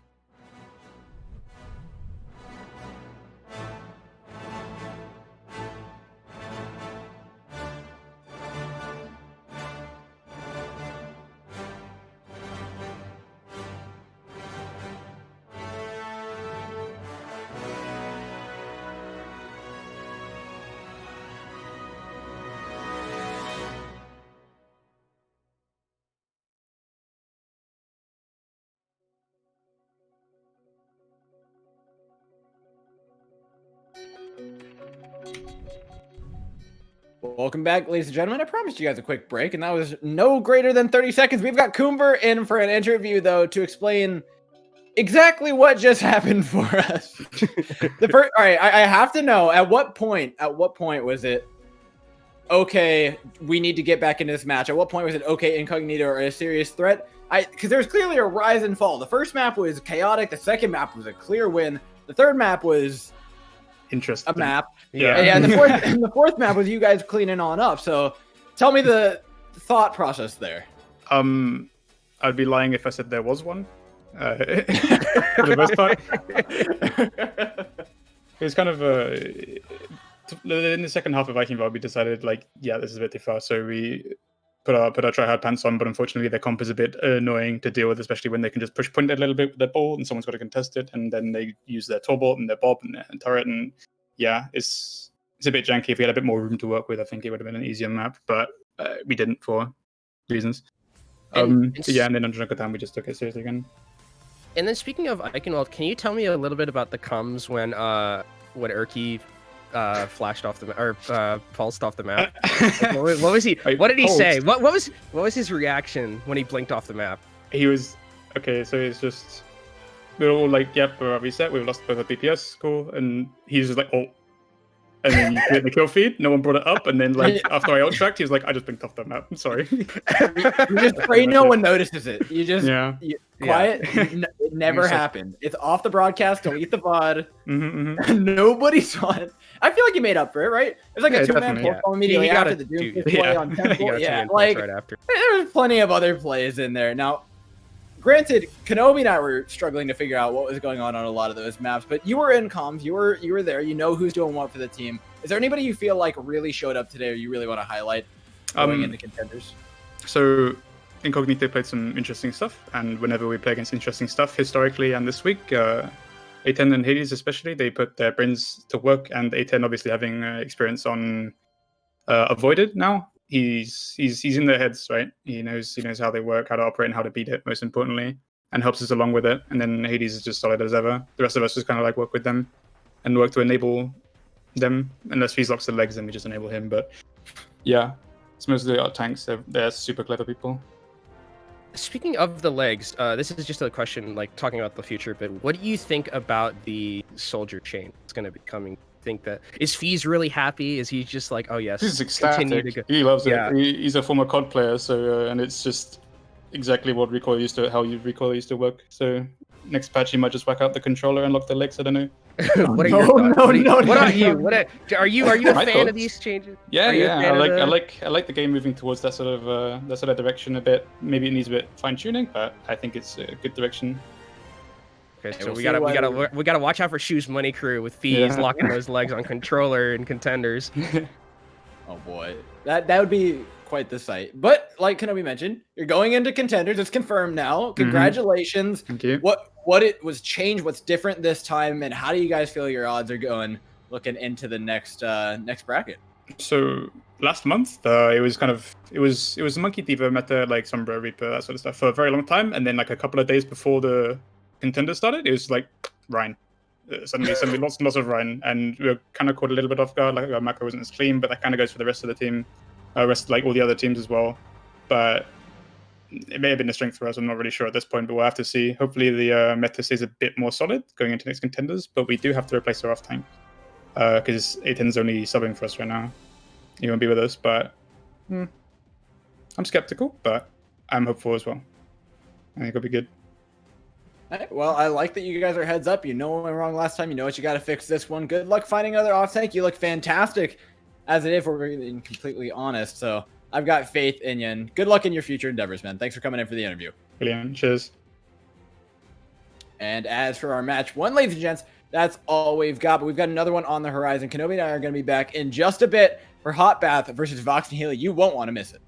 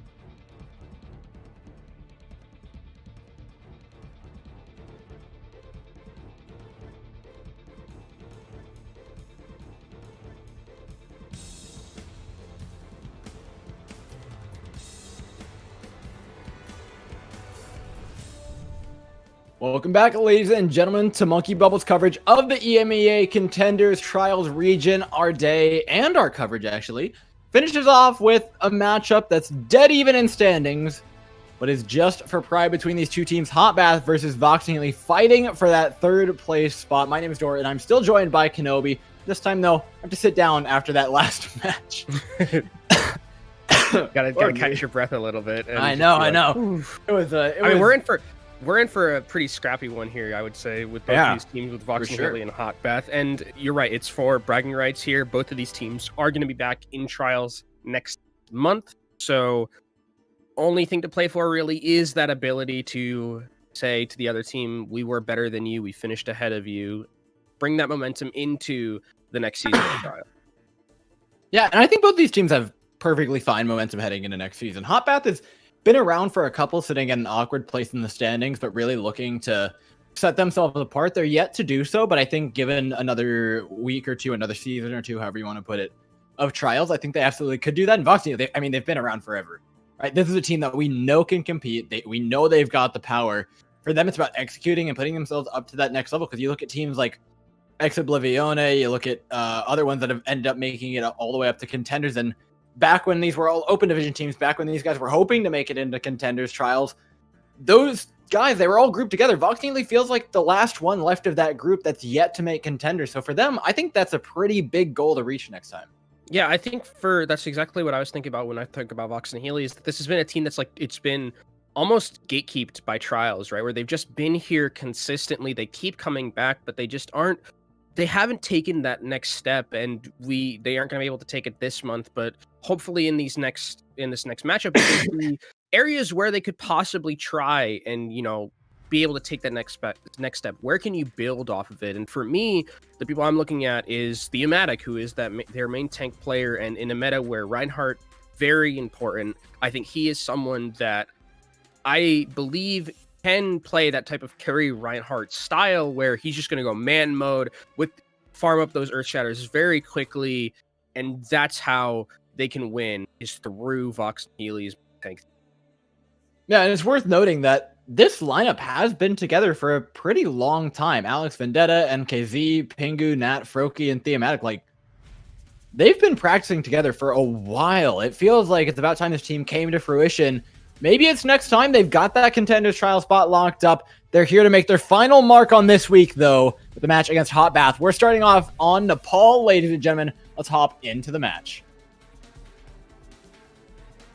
You can see, so when we talk about both of these stores with Vox Nihili and Hotbath, for those of you who are unaware of Hotbath as a entity in Contenders trials, they are considered to be, as it was put yesterday in one of our interviews, a one-trick team, which means that we're going to be seeing a lot of interesting compositions coming out from them. Most likely, they like to play around with the Hammond a lot. We saw some looks where there was the Roadhog and the Sigma look. It is a possibility that we see things that aren't just the standard rush composition, and they're hovering here a Pharah from AK, who yesterday played it pretty well, I would say, all things considered. So for Hotbath, they know exactly what they want to play. They know exactly how they're going to play it, and it's going to be up to Vox Nihili on the other side to adapt to this wild composition that Hotbath is going to be bringing to the table. Yeah, in general, it's just a lot of dive pieces that you don't normally see put together in one. So fundamentally, the composition does work on some level. It's about the targets, though. It's about getting all of your players focusing down one person. And to get a Tracer, a Pharah, a D.Va, a Lucio, and a Hammond on a one player is tricky, but something they're apparently capable of while Alex goes down first. It's all Vox Nihili on the point pressure, but that just opens them up to all the spam from AK. And that's the thing that this comp does so well, is there's so much disruption that really lends itself to making the Pharah get a ton of value. As you can see there, Boostio slams down, and Hotbath have taken control of the point for. And it's going to be a strong control as well. These staggers can be pretty brutal. They've gotten a lot of percentage off of it. And Vox Nihili, given that they were just getting spammed on, weren't able to trade back quite the same amount. See AK going to go down to NKZ on that D.Va. Very scrappy fight. Bravin's trying to bring it back, though, for Hotbath with 2 kills. You know what? He's got a chance, and the longer this goes, the better it is. Remember, Hotbath have locked in almost a full dive composition, one that can contest this point. for years. We're already up to 30%, and it's still going. They'll definitely get to about that 40-45% by the time this fight is completely over with the way they're dancing back onto this point. This stall is working out very well for them. They've got 2 players on. Oh no, if this Wrecking Ball gets back, I mean, that's just going to be it. Oh, good stop by Theomatic. Saves them a lot of percentage with just that one pile driver. Especially because that was the Hammond coming back, and if the Hammond gets on the point, that's another 5% guaranteed with how much sustain he has. But it's finally Hotbath who lose the point at 43%. Vox Nihili take it back, and the thing I like about Vox Nihili's composition is that they have Pingu here on that Echo, and Echo is very adept at dealing with pharmacy combos in the air and also with those flankers. But you forget Hotbath has a lot of ultimates coming into this fight. The barrage is the big one. Good DM, solid from NKZ, keeping his head on his shoulders as well as his teammates. Gives them time to bake a sound barrier in and go aggressively. They need to find a pick off the back of the zone, and that was a hopeful post bomb from Pingu, but it's going to have another one up in just a second if he can use the duplicate to do it, but no, he's tasked with dealing with this far, but he hasn't been able to yet. He's trying his best, but he's just not hitting the sticky bombs or the focus beam, and he goes down, and now AK is just left to rain free damage from above. Hotbath, they're going to take control of this point off of the back of a switch that I don't think Pingu wanted to make their door. Usually, if you're playing that Echo, you want to get one of those tankier health bars so you have a little bit more sustain and have some of those more impactful ultimates than just a pulse.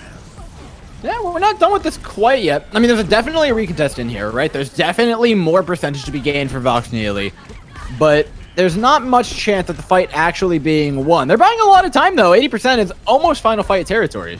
I mean, and still this Hammond is going round and round from Theomatic will finally go down here, but you're right, 86% is a very good haul for Vox Nihili.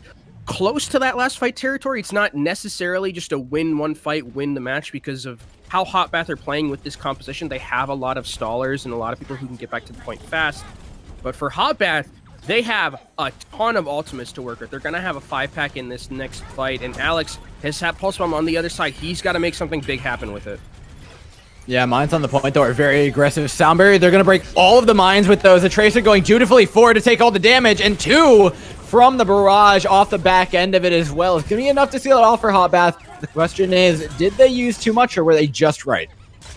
And they used, it's not about it, they used a little bit too much, in my opinion, their door, but they also won that fight very fast, which means that Vox Nihili will get one last recontest here.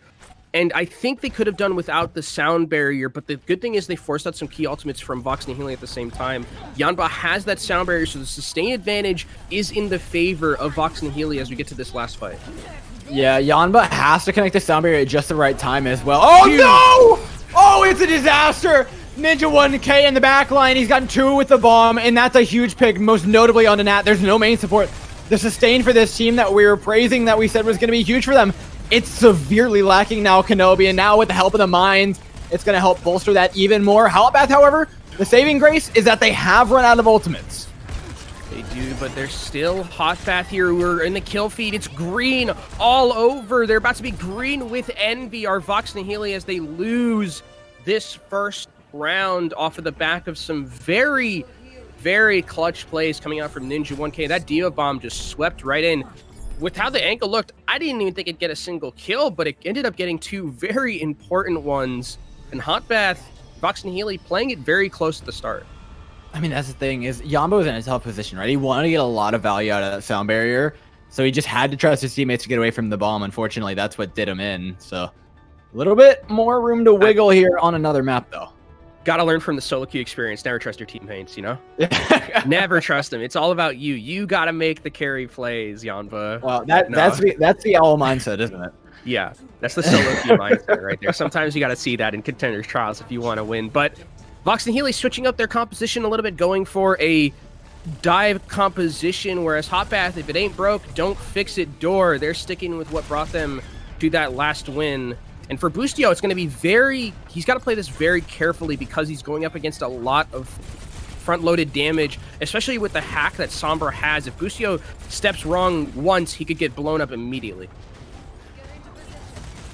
And now it's just about that positioning, right? It's just about getting in for Vox Nihili, not losing too much ground, not losing too much HP on the way, because you will get spammed out by AK if you can't deal with them. But the fact that you got point first is going to be huge for them here, because the longer they survive, the more percentage they get.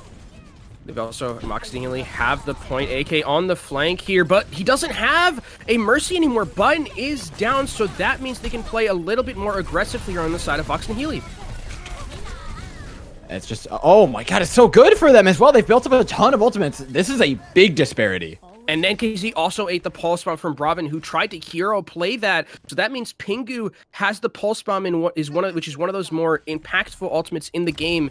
Hotbath making wholesale swaps to a different composition where you have now the Torbjorn, who's going to be able to deal with those dual flankers, and Boostio switching over to the Reinhardt. That's how you know they are not going to be playing the same composition. If Boostio's not on that trusty Hammond, something has been changed from their side. Well, so much for the one trick to... Oh, no. Oh, no. Oh, no. Oh, what a big eat from Ninja 1K. That just saved about 3 of their lives in total. There's more to deal with. Vox Nihili still have more up their sleeve. It's a Primal Rage and a Coalescence. They're going to have a Sound Barrier on the back just to make this fight even harder to win, should they even need it. But they've got the pick onto Lime. The main support's now gone. It's all up to Hotbath to try and get out with as much as they can, or maybe even look for a re-engage here off the back of the Brigitte. The Bunny Blaster's doing such a good job from MKZ. They're committing EMP to this as well, Door.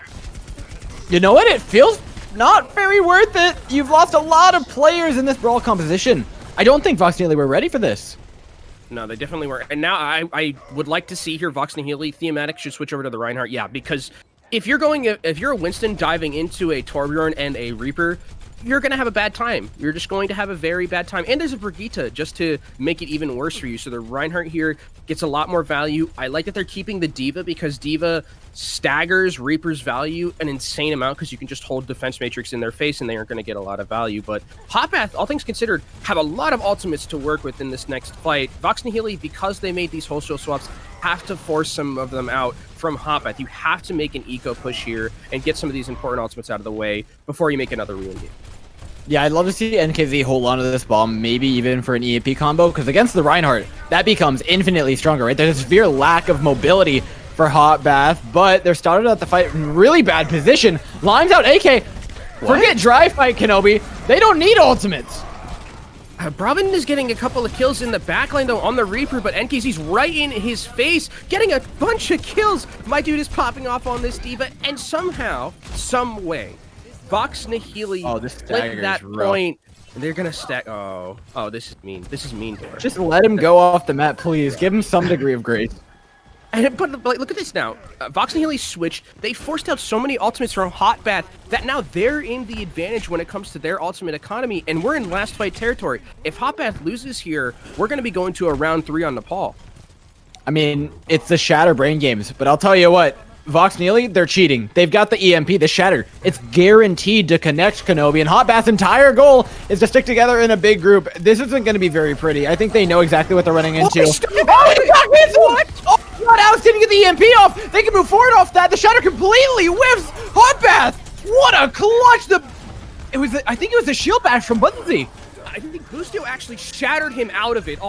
I don't know if it was either that, but Boostio hits a huge 5-man shatter, and somehow you said it was guaranteed. No, the shatter was guaranteed for Boostio right there with the hard reads, and Hotbath bring it back from the brink. Vox Nihili now don't have that EMP advantage. Rally armor available for Button, so they have the sustain to match the sustain coming out from Vox Nihili's support ultimates, but we're in last fight territory here, Dor.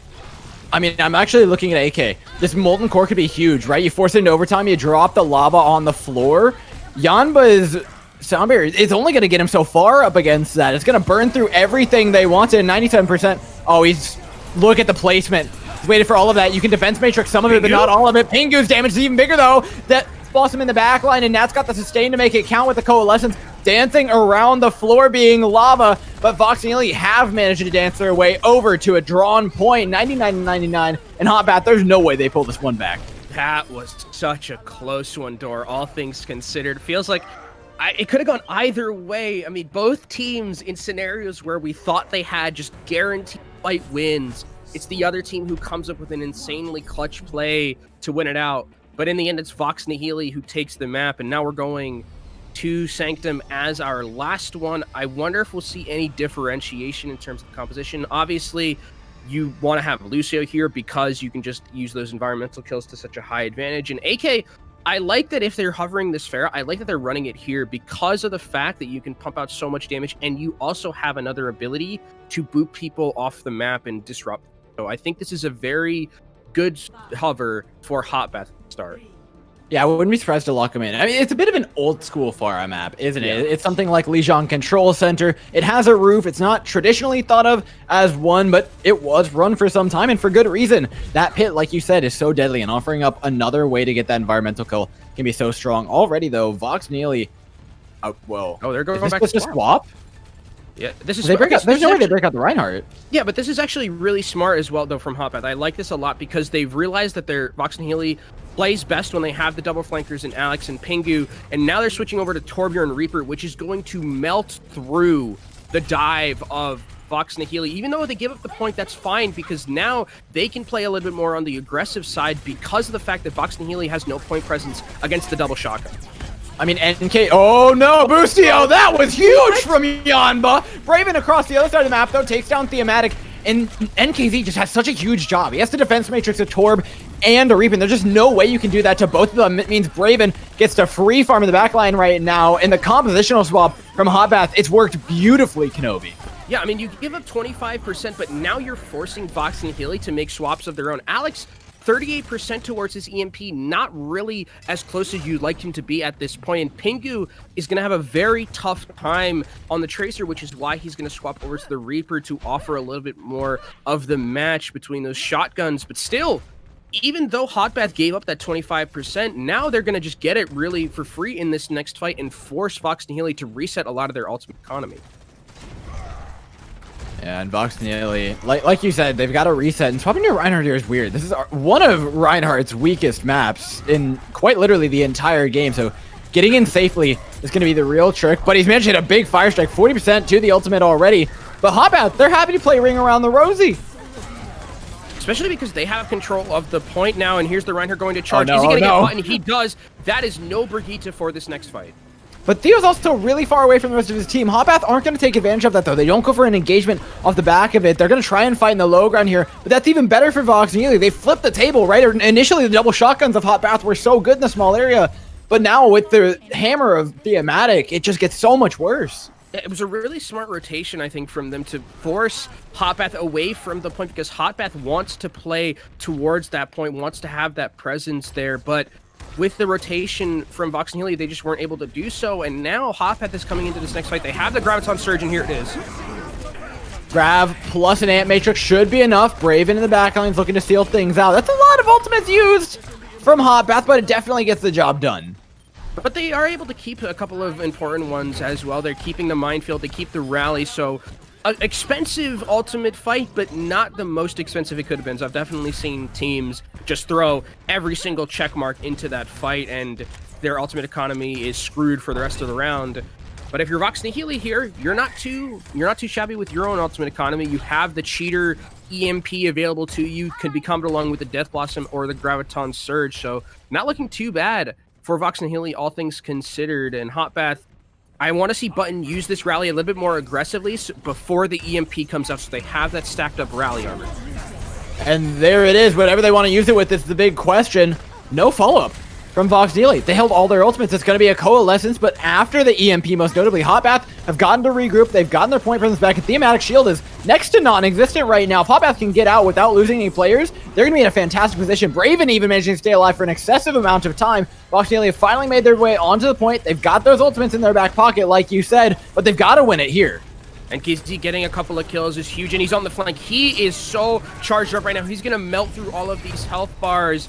And at 99%, Hotbath are going to be held. Vox Nihili managed to take back this point, but they have to play this next couple of fights perfectly, Dor, because if Hotbath wins one next fight, they are going to take this map and start the series 1-0. You can see the back half from the Tracer. They're just going to patiently not rotate everyone, which is good. They're going to have to wait, and we're going to be seeing from both of these teams. Pingu is really the only ultimate that matters right now.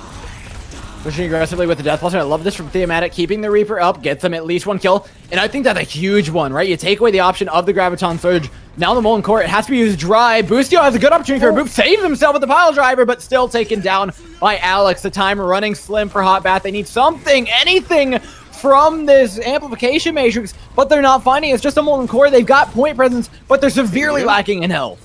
But NKZ is so super high charged right now that he can get a lot of damage done. And if you look at Ninja 1K, he doesn't nearly as torqued up as the enemy Zarya is. Oh, that's so huge. Close to that Graviton Surge, but it might not matter. That sound barrier was ridiculously large, and now with the numbers and a health disadvantage, an EMP on top to boot. Boostio's health, it may last a long time, but not long enough. Lyman Brave in the last 2 to go here, and Vox Nihili are going to lock it up. Vox Nihili, a very, very close first map for both of these teams, and I feel like it could have gone either way. I mean, this very easily as well could have gone Hot Bath 2-0 with how we saw them in that second map where it was just a couple of clutch plays from Vox Nihili that really brought them back from the brink. But all things considered, we're in for a banger of a series, Dora, if that's what we have to look forward to between both. Yeah, I mean, you can understand why these teams are dead even at the center of the standings, right? It's very, very different play styles between the two of them, to say the least. But I'm glad to see Hot Bath coming out and shifting up their composition, right? It's not a one-trick team. It's just 2. And it's something that I don't think we've gotten to see too much, right? At least there's a little bit of adaptability there. I think it does get a little bit worse for them as we go on, though, as the maps become more and more organized over the course of the day. As you shift away from the control point, Vox Nihili get to put a little bit more order into the match and inject that Reinhardt a little bit more into their play. Yeah, and I think that's the cool thing about Hot Bath is that when I talked about them, I said that, they were a one-trick team, as they were called yesterday in an interview, but bring out the Reinhardt there. Boostio actually looked pretty good on it. He had that huge 5-man shatter, which canceled an EMP. So it shows that Hot Bath does have another look, and it's something that Vox Nihili might not have been expecting necessarily from Hot Bath. Yeah, it's definitely caught them off guard, and I think that Reinhardt comes to fruition on Temple of Anubis, right? If we end up going to Junkertown, things get really, really awkward. That's 4 maps in at that point. But here on Temple, I think they actually have the organization to get there. The one thing I worry about is Vox Nihili have been running a Sombra, and they seem very comfortable on it. And on 2CP, that can be a really, really big help. Especially because it can snowball extremely well. Like, if you win one fight as Sombra and you have, 80% towards your ultimate charge, it's very difficult for the attacking team or the defending team to really stop you, because if you're attacking, you just go and you snowball and you EMP the second point, and the fight's basically over from there. But if you're defending, you can still EMP as the engage comes in, and then the rest of your team is also getting a lot of ultimate charge off the back of one ultimate. So you're right. I think the Sombra play is going to be something that I'm going to be looking out for from Alex. He's played it pretty well so far. I remember yesterday he played it pretty well too. So does Hot Bath have anything to answer? That is the question. We'll see in this next map, which is Temple of Anubis. Well, another good thing, and we talked about this last series with one of the players from from Incognito, Suro, I believe, that was running a bunch of Torbjorn. It's a pretty good map for Torb, right? And I think Hot Bath can use that just as much as they managed. Well, actually, Incognito barely managed to use the Torbjorn, right? Their defense got rolled over. But that out of the question. I think that the Torb is good here, right? If we just go over today, the results haven't been great, admittedly, but theoretically it's good for them. It does. You do have the ability to, because you have the ability to put it in these areas where the attacking team can't necessarily get to it very easily in the crossfire because it's hiding behind some sort of geometry. And looks like you might be a profit door, because NKZ did hover.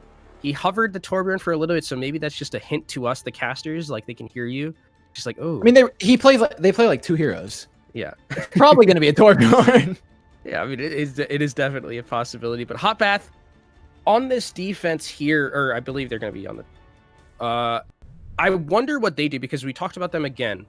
They were seen somewhat of as a one-trick team, but now they have the Reinhardt option, and I really like the point that you made in the between maps, where I think Reinhardt's pretty necessary here because of the fact that you're running through those chokeholds. You need some sort of shielding, or you need a fast way to get through. And I think the best way to do that is going to be using that Rein. But on the defense for Hot Bath, we're seeing some Hammond and some Roadhog. So Tricky Turtle We saw him yesterday come into this lineup and play that Roadhog, and he was demolishing people with hooks. I mean, he had magnets in them. Yeah, I actually dig this comp a lot. Braven's Widowmaker is crazy. I don't know how much he's actually gotten to play it in this Contenders trials, but keep an eye on this guy. He has some serious potential, and the Pharah is really deadly on the defensive side, especially here. So Vox Nihili are going to have a lot to contest with. And double shield? Okay, no, they're playing with this. It's over on to Winston Sigma. Yeah, Arissa doesn't exist as a character anymore. Yeah, no, I thought they removed her in the last patch. It must have been a bug. Yeah, and this is good adaptation from Vox Nihili, where they're going back to their double flanker setup here. And I think this is, against this composition specifically that Hotbath is running, having those hacks is really important, because you can hack the Hammond, you can hack the Roadhog out to take a breather, and you can also just make the Widowmaker's life a miserable hell. So a lot of value is going to be brought from this Sombra on Alex, who we talked about at the start. How is he going to fare against this composition? Yeah, well, a big issue right now is that AK's already lost the room, right? A big advantage of the Roadhog is how he holds his high ground, how he helps the Pharah create chaos and dissonance within the opposing team. But there's no longer really that option. They'll have a double angle on point, but for Vox Nihili, their push is pretty straightforward, right? Go to high ground, then go to point, and their supports have been cut off, but if they can regroup with their tanks, this dive's going to work perfectly. No. Yavin's in an awful position, completely caught out by the entirety of Vox Nihili, and there's no real damage trade back. The Pharah is there, but there's just not enough time. This barrage has to be huge, but it only takes out a mech. I mean, there's still members on the point. There is the Roadhog, but he's going to go down very quickly, and Vox Nihili just... Once Yavin goes down, it was all over from there on. Bravin didn't even really get to play Widowmaker that much on that map. He's he has the sights now, but okay, Yamba. He really wanted that frag.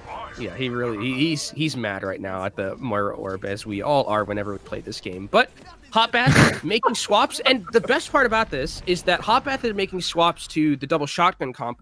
Vox Nihili know they're going to do this, so they're just like, okay, we're just going to run Reinhardt, we're going to run our own rush, and we have a Diva along with it, so this Reaper's going to get literally no value. And Hotbath, their compositional swap has been out-chessed by the compositional swap of Vox Nihili. And you see Alex, he's got that EMP very soon, will definitely have it in this next fight. Yeah, we talked about it before, how important it is. Boostio went for a big charge. It's worked out. What? He's got both the supports in a small room right now. That's a lot of damage being thrown down to Vox Nihili are holding strong. They just have a Lucio, but he's got a sound barrier to sustain this fight out. It's not the end of the world. If they land this EMP big, they stand a pretty good. Oh no, Translocator's forced out. That's so much time for Hotbath. And there's the EMP coming out. It gets a lot of members button as well, so he can't fly to the Pharah. Pharah gets taken out. This might be Vox Nihili's time. This would be huge from Vox Nihili. What a clutch for them. Thematic holding strong on the point. 2 ticks down, just looking for a third. All they need to do is keep the players off the point. No C9. No C9. Okay, they've got the Roadhog back on. Immediately tries to charge it, but that was way too big for his own britches. Braven takes him down. Oh, no. I mean, they were gonna. It doesn't count. No, I won't count it. I don't. It doesn't count. They were probably gonna lose that one anyway. But unfortunately, I mean, Vox Nihili, very good defense, like I say all the time. If you are finishing control with more time than you started with, you have done your job on this, or not control, assault with more time than you started with. You've done your job, and Vox Nihili did their job in spades. Their clutch EMP from Alex again, and like we talked about it in the break. Sombra's just the biggest snowbally character in this game, where you win a fight convincingly on A, get 80% of your ultimate charge, bring it to point B, EMP, the fight is won. Yeah, with 4 minutes on the clock, it's hard to beat that without a Sombra. Right, it's really hard to beat that. Now you lock in the Torbjorn? No, I don't think so. I think this is fair. If I had to guess, it's fair, because. So here's the thing. If Hotbath has read that Vox Nihili is going to be running the dive tanks, I like the Torbjorn, and then Bravin can continue to play the Widowmaker, because what is Thematic going to dive onto? There's nothing he can kill besides the Widowmaker, because you're not killing Brigitte, you're not killing Baptiste, you're not killing Roadhog, you're not killing Torbjorn or Hammond. So I think this is actually a pretty decent read from Hotbath at the start, knowing that Vox Nihili is going to be running those dive tanks instead of something like the Reinhardt. Yeah, I think Braven's Widowmaker is the thing that, like you said, it's the most diveable target here, but even regardless of that, it's just so difficult to find value onto the composition. He's going to have to do it through the doors because anywhere else, he's just going to open himself up to that dive. The Ematic force back, actually, with that jump cooldown now gone. Oh, nice tech from Boostio. Doesn't actually matter, but, you know, I'll give you some stop points. Oh, that will. Alex getting knocked back away from the team. Forces him into an awkward position along with Yamba. Picks off the support, all off that one little play from the Wrecking Ball. And now the point presence is there. Nat's out of the way. No support lineup, no sustain for Vox Nihili. This is falling to pieces. Yeah, I mean, this is the greatest example, I think, of, like, winning in draft door, where this is just, like, we win in the spawn door by our compositional pick. That was kind of mean from Braven, but this is a very easy take from Hotbath at the start. Great adaptation from them and a great read that basically secures them the point. And Thematic, you're playing a character that doesn't exist. What is happening? That character doesn't exist anymore. How is he allowed to pick it? What? What is Door? What is happening? Who is graphics this check? Is this a Reinhardt reskin? Is this wait. I didn't hear about a new hero. Look, it's so weird seeing the number 460 in the bar being that full on the shield. But, well, it's working for him so far. See how much value they can get. I believe they actually, I could be wrong here. I think they're on the updated fusion driver patch. So there is a good bit of damage being pumped out of this horse. Yeah, I mean, it is possible, and as you can see right there, gets a good amount of damage done. The thing is, unfortunately, the pull length is so much nerfed compared to what it used to be, but you can still get some nice combos along with it. Obviously, Orisa Sigma dominated the meta for such a long time. Rock into pull, still a very potent combo as well. So it's not the worst thing considering Vox Nihili wants to play more setup on point against a Roadhog like this. Oh my god, that's a lot of damage. That makes you remember what Double Shield was all about. Just CC not letting somebody go. And honestly, it feels like a pretty good counter read onto what Hotbath have, right? Hotbath wants to play this pick, but Vox Nihili are pretty well protected right now. Alex has been free farming these shots and dynamites left and right. And even though the shield disappears, by the time it has, Vox Nihili have gotten plenty of damage out. This fight, even if Hotbath managed to find a couple of frags here, there's just not much traction for them. The spawns are so much better for Vox Nihili. And there's an EMP that should clean up this fight. It's now only the Brigitte left to heal, but he's going to go down eventually. And Boostio takes a Thematic, but it's not going to matter. This is just going to be a free 600 health ult battery towards another EMP. And the thing about the Orisa that I actually really like on this point is that the entryways to get to point B are very, very enclosed, right? They're very narrow. So that means that Halt is basically guaranteed if you hit it correctly because of the fact that they aren't going to be too far away from where you're shooting it. And now where Vox Nihili is at in terms of their ultimate economy, they have the Supercharger, they have Gravitic Flux. Hotbath have to make something happen in terms of forcing out some of these key ultimates in this fight, or they're going to be doomed for the rest of it. Okay. Oh, that'll do it. Big pick from that. Of course, it's all off the back of that hook. And I will say, Thematic, we talked about his Reinhardt play before the match, but I think bar none, one of the best Orisa players in EU trials right now. And that's a big thing to point out. Especially because you're getting value on Orisa at a point where she realistically shouldn't be, right? This character, we all said that we all sung their death tolls. We were like, they aren't going to be in the meta anymore. And Thematic's bringing it back, and it's working incredibly well. I don't think Hotbath at all was ready to see an Orisa whatsoever. And you look at Vox Nihili, a 6-pack of ultimates for them in this next fight. You know the old adage, Door, 6 fights, you lose, 5 ults, you win. Hopefully, if you're a Vox Nihili fan, they break that curse. Yeah, Hotbath have just as many in their own back pockets, though, and this is about to get really, really dirty. Eyeball Pingu, though, that EMP can negate absolutely everything. It's caught onto 3 members, and that's just enough traction for Vox Nihili to shut this fight down. And again, Door, only off the back of 2 ultimates there. There's some, you know, NKZ just flexing his thighs a little bit there, making sure it's only that 2 man. They're going at it. Yes, Sigma's a little bit older. You know, he's got to make sure he gets his stretches done. But again, off the back of 2 ultimates only from Vox Nihili, do they win that fight? So they keep a lot of their more important ones. Supercharger being the biggest, and Bob as well. And for Hotbath, like it's so difficult for them to figure out what to do because now they have Braven back on the Hanzo just to offer a little bit more shield break. Well, they'll have a little bit of reprieve from the halt for the time being, but you're absolutely right? The shield break is there. That's an early Molten Core from AK. You have to question, where is he actually shutting them off from being right now? It doesn't feel like too many places. Double Shield just back up. Re-engage when the Molten Core is gone. on so many ultimates still there for them to boost up all the damage and deny the space from Hot Bath. It's worked beautifully. Oh. Hyperspheres, while damage boosted, are crazy. Oh no, Yanba, relax. Yanba, relax. Okay. Oh yeah. You know what? I'm okay. You're allowed to get a resin one. Yanba saw all of those health bars and he's like, I'm going in. These are my kills. I'm done. I'm done being a support. I taste blood. Bloodthirsty support says. Living in the shadows of Alex. And so again, this rotation of the ultimate economy has been so good from Vox Nihili so far. Thematic is actually going to go back to the Reinhardt now just for these last couple of minutes.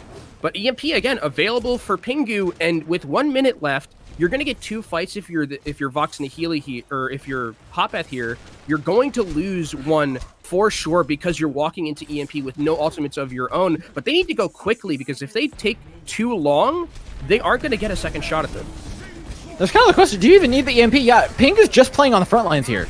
And I think they have full intention of actually holding on to this because they know Hotbath have next to nothing. You can win this fight without having to commit all that much. Just play your double shield well. Huge. They use the EMP aggressively, though, with 40 seconds left. This final fight territory. Thematic moving aggressively forward. AK's stuck in between a rock and a very, very hard Reinhardt. And now that's them sent right back to spawn one more time. Yep, the Alex is gone. And there's just no space. The push is so... I don't even. It's piecemeal. It's all over the place. From It's all Hotbath. over the place. Yeah, it's all over the place. You're right. It's just Build-A-Bear right now. Engagements from this team, and now Pingu's back on the Doomfist. He gets a kill already on Yavin. That's a lot of healing down door. Yeah, the counter charge is gonna be enough. There's no Reinhardt spawn advantage as well for Vox Nihili. You can't take those Build-A-Bear pushes, man. You can't take even fights. You need to make them unfair if you're Hotbath, and they didn't do that in that push. I mean, they get a kill onto NKZ, but I don't think it's enough. AK gets another kill, just had in the KDA at that point, but it's Vox Nihili who wins again. And that was, I think, one of the coolest things I've seen about Overwatch in a very long time, and just by the fact that, like, we saw Orisa. Like, Orisa, realistically, should not be a character that gets a ton of value anymore because of all the nerfs that we've seen, because of how nerfed into the ground double shield had been. But, man, it worked to perfection on that defense of the point B, and full credit to Vox Nihili for bringing that out, because I don't think Hotbath were ready for it at all. No one was expecting it. I mean, it's a pocket pick for Thematic, number one. Number two, right, it's going to catch him off guard. Number three, it's really good, like, specifically against the composition, and on that point, it's just a hard counter pick. I'm not going to sit here and go preach, go play double shield now. That was very specific to where they were. That was very specific to what Hotbath were running, and whoever the hell called it, props to you. Single-handedly locked out that map. Yeah, it was very good for them, and we're going to be going to Eichenwalde as our next map, but we're going to get a little bit of a break door, I believe. Yep, just a quick one, ladies and gents. We'll be back with map number 3 in just a moment.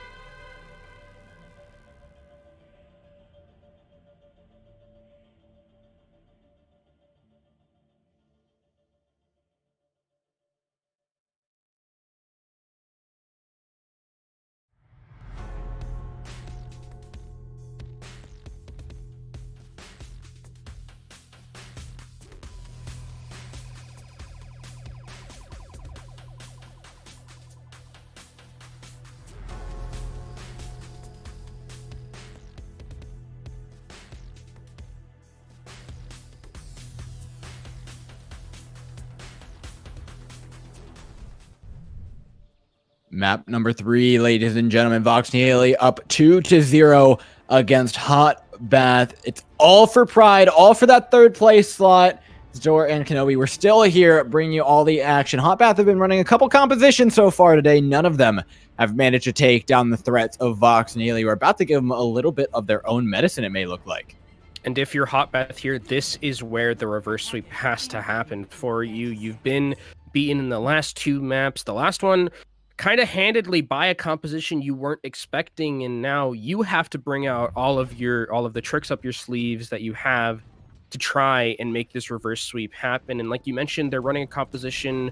Eternal going to be on that Sigma, mostly known from me for playing that Roadhog, but offering a little bit more shielding and some CC instead of just having that one-shot hook potential. I spy the legs, though. They've been locked, Kenobi. And you know what? I've actually seen this from Brave before. Pretty decent soldier player.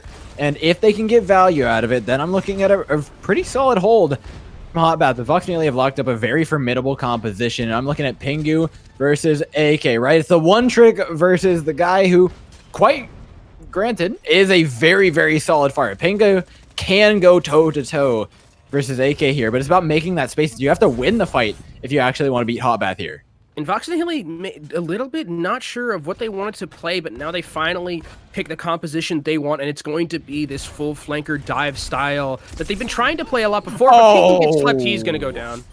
Yeah, Raven gets to do the honors. Good shot, good melee. Solid finish by them. It's going to be not a hold necessarily from Hot Bath. They've got a couple more players to make their way through, and they've lost a lot of space in the meantime. In fact, the points are even going to begin ticking up. Luckily for them, though, they do have a Wrecking Ball to go up and over, start the contest from going, stop the tick from coming through. But by this time, Vox Nihili, they should have 6 players back in just a moment.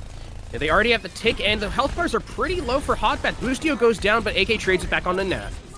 Yeah, the health bars are low across the server right now, but it seems like Hot Bath are the ones with just a little bit more advantage, most notably because both their DPS are up and doing a lot of damage right now. Vox Nihili are definitely far from out of it, though.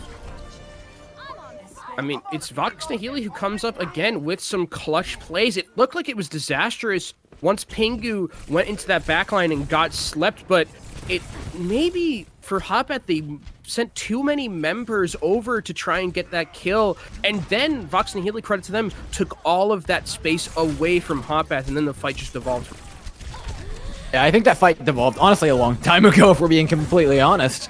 Vox Nihili, though, they have the high ground. There's nothing devolved about this. They know what they're playing for. They just have to stop the barrage. They managed to do exactly that. Alex is dishing out a ton of damage countered onto the far as well. And Vox Nihili doing a good job of holding their ground. Hot Bath, the only thing they have over this high ground is Nefara, but he's putting in work. AK keeping the Mercy alive. No! Pingu gets him on the way out, but it may be too little, too late.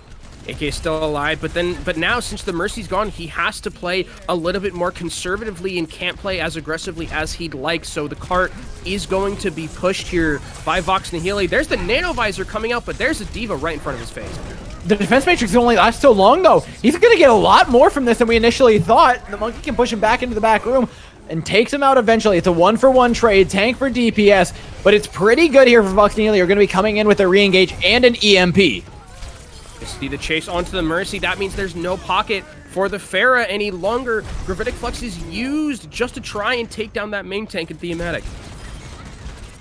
And it won't be able to stop the momentum of Hot Bath. The ball still running right now on the point. This feels the same as point A, but you can't C9 this one.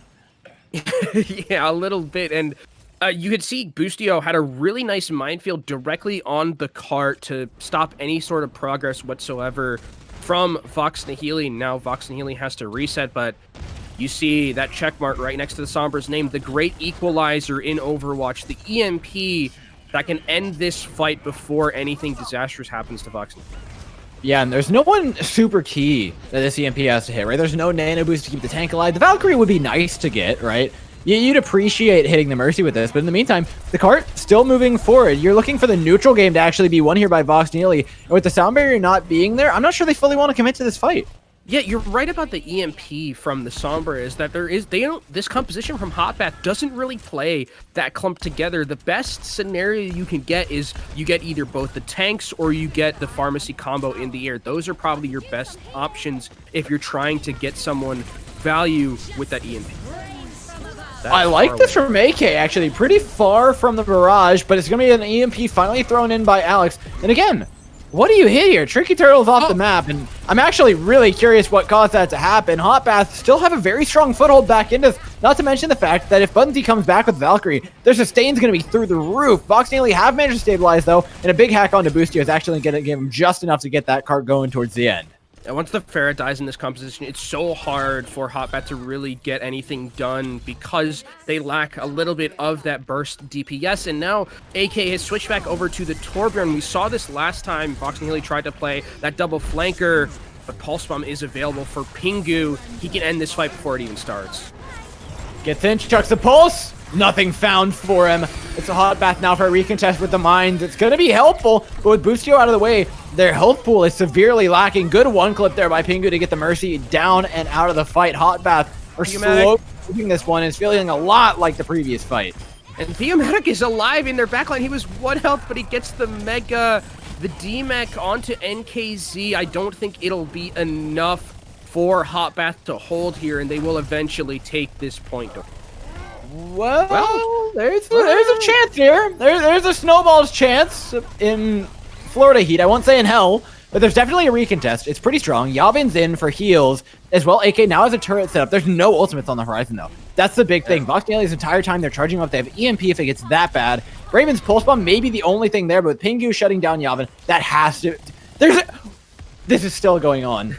They're trying their best. The last man in button tries to hold that point, but Vox Nihili, you can see the flanker DPS are already heading back to spawn. You can see Pingu going onto that Reaper. Alex is staying on the Sombra, obviously, because you have EMP. And EMP, if there's one ability as an ultimate that you don't want to swap just for the sake of swapping, it's EMP. EMP, especially in a closed area like this, will win them this next fight. Hold up. This is the salty run back from Hot Bat. They lock their own double shield, and I'm sorry, double shield just doesn't play that well into EMP, my friend. Even with an immortality field to keep him alive, Vox Nihili just has so much pressure. You mentioned the Reaper earlier, and he's going to town. Especially with the hacks that you're getting from the Sombra, he can hack a lot of those shields and make sure that there isn't any sustained shielding available from Hotbat's team to negate the Reaper. So it's looking pretty good for Vox Nihili here. They're really going to have to be careful, though, of this Molten Core because it's going to go right onto the point and it's going to zone them off. Yeah, Ping is immediately in on the back line. The Molten Core is big. Damage, dude. They're so aggressive into it. They thought the sound barrier would keep them alive through all the lava. They were dead wrong, and now they're dead. Yeah, I mean, you have to realize that the Molten Core is going to come out there, and it's going to melt through just the shielding, through the health bars. An aggressive push from Vox Nihili doesn't end up paying off for them, and now they have 50 seconds left. NKZ has actually switched over to the Zarya just to offer a little bit more frontline damage. But ultimate-wise, Alex, again, EMP. He's been farming it very quickly. He's going to get it in this next fight. And like you mentioned, the shielding from Hotbath will not sustain through this EMP.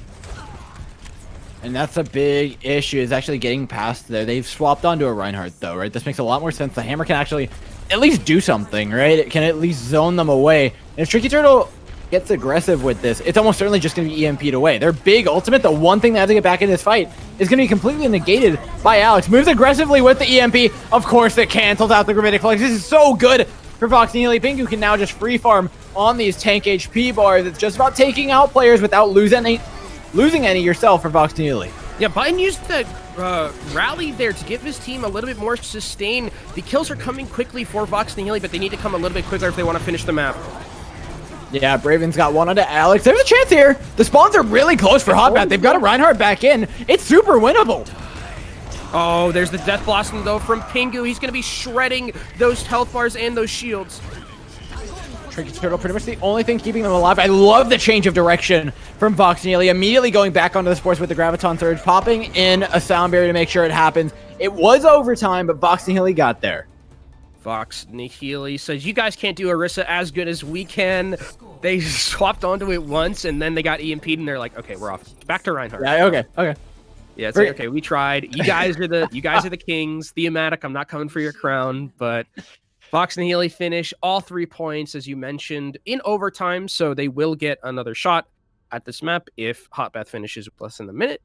And for Vox Nihili to take this as a clean 3-0, you just need to hold him before that last golden box of. You know what? It seems relatively likely. I'm curious what Hotbath wants to lock in. It's almost certainly going to be the Pharah again from AK, right? Mm-hmm. Unless the thing is like, what is Vox Nihili gonna run? Because Vox Nihili, so this is obviously Pharah on this map. You can hide behind Clock Tower. It's very good that way. Hotbath, I would be interested to see if they do run this like double air combo, because then it's like almost impossible for a Pharah to live, right? Because you're having to deal with a Pharah opposite you as well, and an Echo who can just run at you. And it looks like we're seeing it again. This hero might not be dead. The Orisa, we're seeing it. Back at it again on the defense for Vox Nihili. An interesting pick, to say the least. You know, here I think it struggles a lot more. You need to be moving forward and backward, taking and giving space, and the Orisa just doesn't do that. You're on a cooldown. You can only do it so often. There's a lot of weight on the DPS to show up right now, but who are you defending? Right, last time Alex was playing on a hit scan that wasn't a tracer, you needed that shield. Pingu doesn't need a shield. There's no reason for this other than for the halt. It's so open. That's the other thing, is that this shield is going to be like paper mache. It's not going to do anything. You have to hold here and give up so much space onto the point, because you just bunker around the shield. You don't have the ability to take space because the shields are going to get blown up incredibly quickly, like you see already. You can already see how badly it's going for them, right? They have no space. The one reprieve is that Pingu is going, oh my god, just the 1v2 on the Far Mercy. You know what? The double shield may not have gotten him there, but this certainly will. I mean, if Pingu is just going to say, all right, I'm just going to take out the pharmacy by myself, then yeah, you can definitely win a lot of these fights, and you can lull Hotbath into a false sense of security with the Orisa. And you can see Bravin, the Echo, not really working out as well, so now going to the Tracer, and the Tracer is going to be able to push this Orisa back in spades, but Pingu is just dominating the Pharah 1v1 right now. And not by a small margin. That's a lot of time off the clock. Only 2:45 is left, and it may not seem like, you know, a small amount, but it's definitely not a large one is the issue. We're waiting patiently for the engage to come in from Hotbath. They have to wait for all of their members to come here, and again, the thing is about it is, where do you dive? Again, if you're Hotbath's composition, there aren't that many there aren't that many terribly good dive targets besides the Ana in the backline if you're Boostio. Yeah, now Pingu's lost a good bit of ground. Oh, immediately counter diving onto the opposing Ana. That's so smart. Looking to take down Yavin, but Boostio's gone. The push has lost its legs. There's no more spearhead on the spear. However, big resurrect from Button Z is going to give them new life on this push, a new load of health to count into their bank. Bravin is blinking around, though, and he ends up going down to NKZ. Alex was rezzed back into this fight, so the damage is still there, especially with the barrage.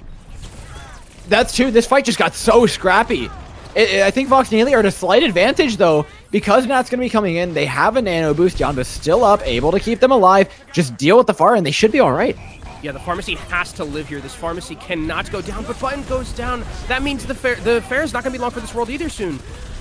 Yeah, and that barrage was not what they needed. Hotbath, though, off the back end, Braven and Boostio. I mean, if this push doesn't succeed, they're screwed, but it looks decent. Oh, Brahman's going down. The push may not succeed at all. Boostio, this fight is all over the place. There are kills happening left and right. But we're still only one tick in, right? Mines are... Oh, those are actually huge. Those are huge. That's got to be it. Yeah, that should be the end of that. So Tricky Turtle comes back on the Roadhog, and I wonder if he's going to keep this going into these next couple of fights. Obviously, Roadhog does a pretty good job at breaking shields, all things considered, with the right clicks. So I think it is something that they can continue to run, and you have that pick potential as well with the hooks. Man, Boostio's really trying his best to stop himself from getting hit by these sleep darts, using every tech in the book, but at the end of the day, you're still just a huge target. Especially when you're up close in that personal, it's almost like basically a guaranteed hit from an Ana. And as we look into this next fight door, Yavin has that nano available to him. Last time it went on to AK, I would expect something similar in this next fight to try and then take out Pingu and then try and pump out as much damage as possible into the round. But NKZ gets a little bit too over-aggressive there. Oh, that's a huge nano boost, though. This is so much damage coming out of the Pharah. Already he's gotten one. The teammates are going to follow up on the next. Hotbath, if they stagger this fight out, this could actually be really deadly. And with Pingu going down, this is actually really smart. Actually, the other thing that's actually really smart about this, too, is that Thematic was on the point that entire time. So the fight was won by Hotbath, but Vox Nihili don't let a lot of cart progress happen. So now they're going to have to take a few more fights to get this cart all the way towards that second point. And Theomatic still on this Orisa. There's nothing really playing with them other than the Ana and the Sigma. Good eat on the pulse bomb by NKZ. There's a little bit of reprieve there, but Vox Nihili are going to be coming in. They've got a few ultimates. Good pick by Yavin, though.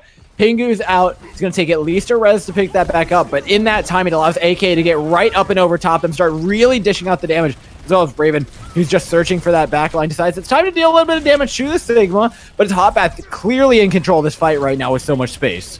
Boostio solo, he has minefields if he can survive through this, but the kills are coming through for Vox. Oh! I mean, the shields, they don't look like they count, right? Like, who's supposed to actually be behind them? But they do. The tanks gain so much more sustain for them, and I think that's the real kicker there, is Vox Nihili, they're trying to take this fight front to back, or pardon me, Hotbath are. You just can't do that when you have all that spam damage. Especially because of the shielding advantage. You don't have any shielding if you're Hotbath here. You just have your raw health bars, and at the same time, you're also just feeding alt charge away to Vox in these situations, and you can see it already. 4 ultimates available for Vox Nihili. The more important one is going to be that barrage because there's nothing to deal with it, but he's hooked out of the sky and he's dead. Oh no. It's still a couple of ultimates left. AK comes in for the follow-up though. Hotbath may be able to just see this point, seeing, you know what, 2:28 on the clock, Kenobi. There's a possibility. We're going all the way. Especially because Vox Nihili didn't finish with time. You have to remember, and AK's going down, but it won't mean anything. I like that Hotbath here is taking some aggressive stands, taking as much space as possible away from Vox Nihili, and they're still sticking with the Orisador. They are not letting this one go. A big stagger on a Yanba as well. This composition is, they haven't taken a fight yet. They haven't taken a fight. No, they've just been staggered back and staggered back. Hotbath happy to disengage off this one. Pingu's barrage, good. You know what? Big stabilization for them. That's all they need to get back into this. Now the Orisa can actually do a little bit of work, especially with all these corners to work with. Yeah, because you can step up now. You can play around those shields much better. They had to commit 2 ultimates to it, but you'll take that. If you're going to be able to stop the bleeding, 1 minute and 30 seconds left here for Hotbath to try and push this one into that golden box of victory. No ultimates to speak of for them, though. That's really unfortunate if you're looking at just the state of this game. You have the Whole Hog, but Whole Hog realistically isn't going to do much against a Sigma because Sigma can just throw up his shield, throw up his kinetic grasp, and it's not going to do anything. And Hotbath, they're taking so long, Door, to figure out what they want to play. They're playing Mystery Heroes in the spawn room, and they've taken 30 seconds off the clock already, so this next fight, if it lasts long, is going to be the last fight that they get. More important than any of those swaps, I think, is Alex's.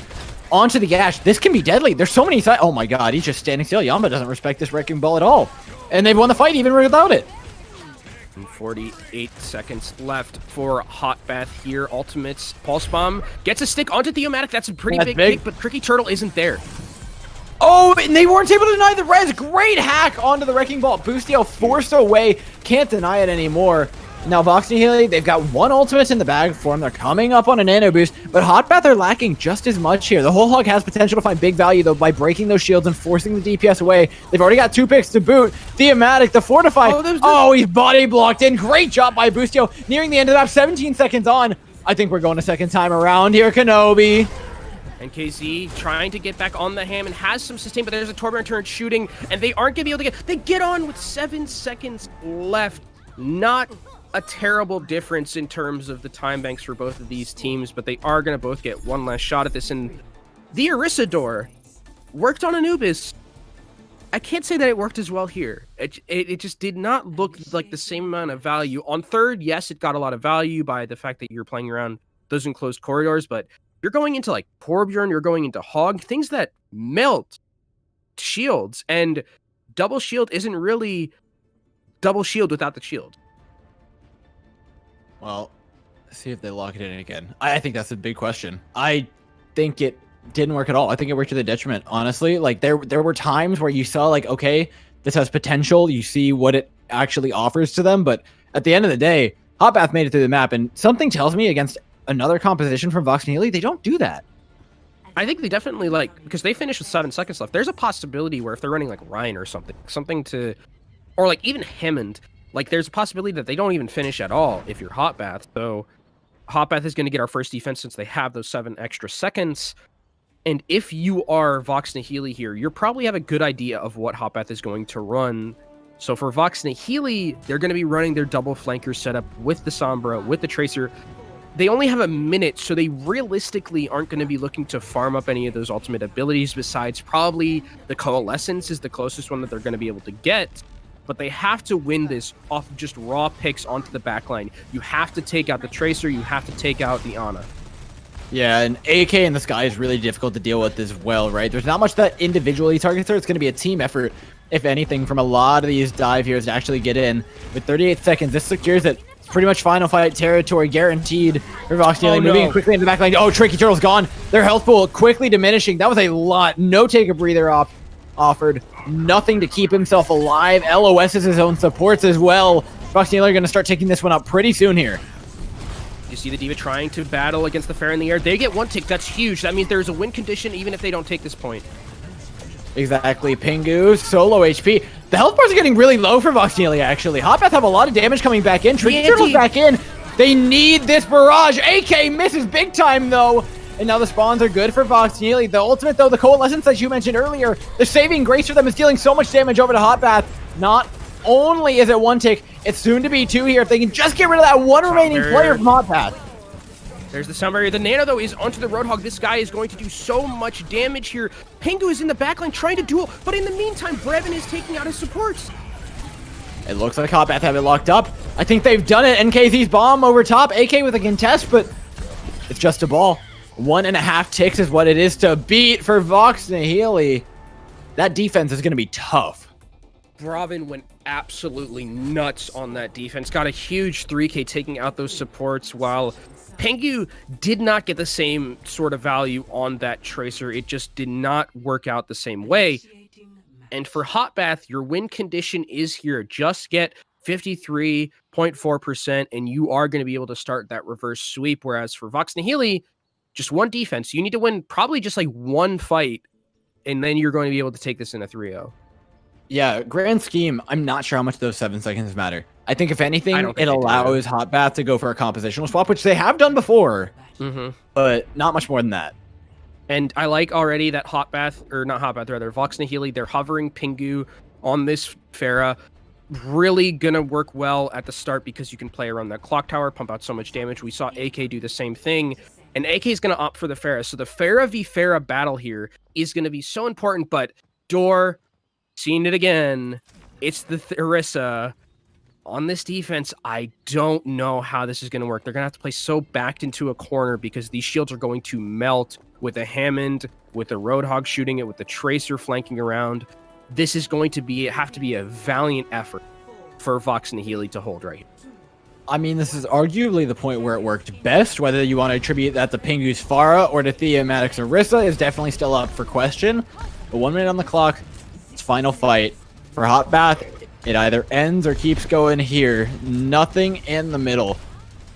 Immediately backing off. Theomatic and NKZ holding their cards close to their chest, trying to just buy Pingu as much time as humanly possible to find the first pick. Meanwhile, Hotbath, they'll struggle to move forward, but they're moving forward safely. They haven't lost anybody, and I love this flank from the Roadhog. This could be huge. It did not. Oh, no. Oh, no. They don't know. They don't know. No. He's done. That's it. That's a support down. Oh, what a flank from Tricky Turtle. He's in on the backline. NKZ's not long for life. What a push from Hotbath. This is definitely going to be it. They're going to live another map just off that. Oh, my lord. Kenobi, what a strat.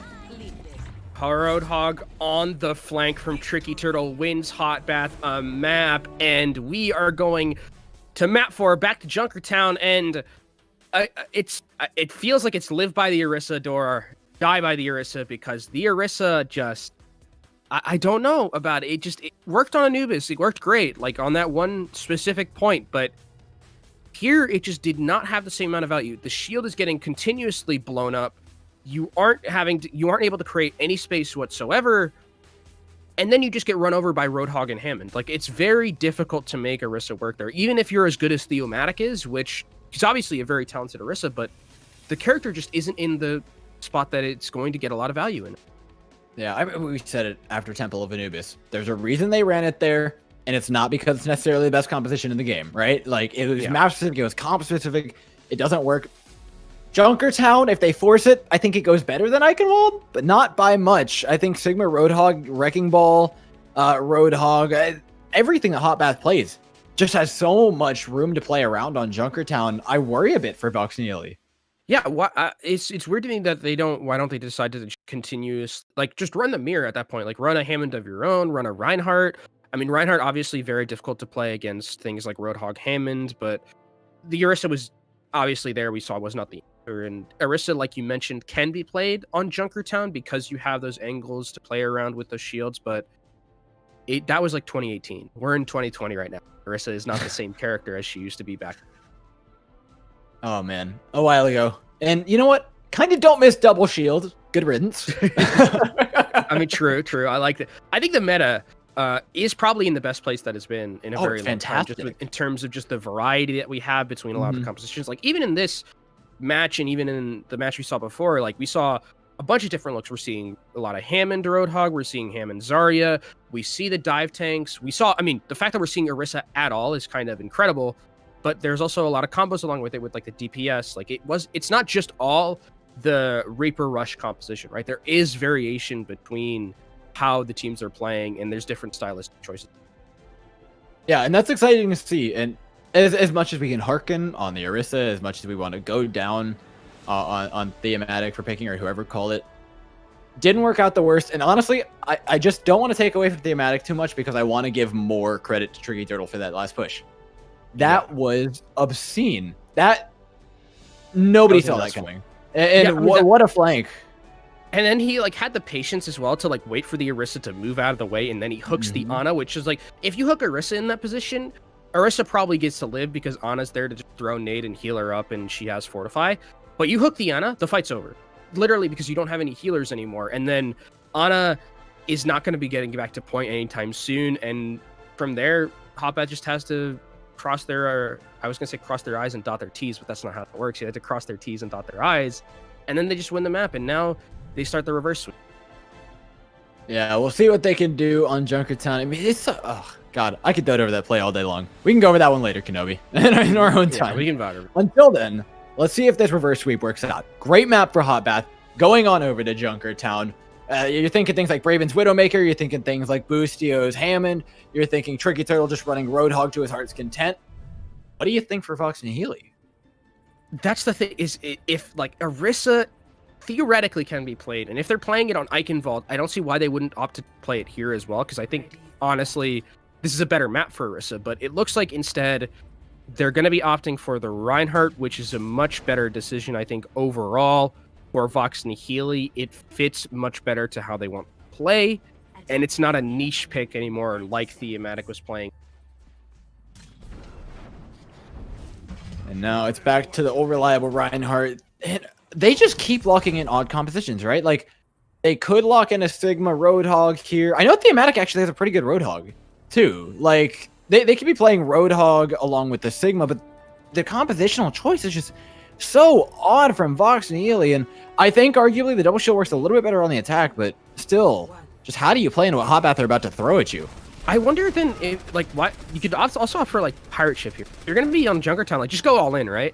Just if you're gonna be playing Orisa, just like bring the Bastion, just melt through the health bars of Hotbath as they're trying to get on that defense. The thing is also that's interesting about the differentiation between Vox Nihili's comp and Hotbath is that Bravin is on the Widowmaker and Alex is on the Ashe. So more utility for the Ashe in terms of just the dynamite damage, but he does not have the range advantage against that Widowmaker. So if he makes one wrong step, he is going to get his head taken off by Bravin. Yeah, but as the sightlines get closer, the battle gets better for Alex, right? There's less fall-off damage here. That headshot becomes deadlier. You can start dealing with the turret. Braven doesn't really know where this peak is going to come from because it's not traditional Widow sightlines you have to worry about. That, and you can't shoot through both these shields. It's not a fair fight they're taking. You're right, and I like this rotation a little bit from Vox Nihili. They're going through coast, making the sightlines change up a bit. You can already see, though, NKC so low already.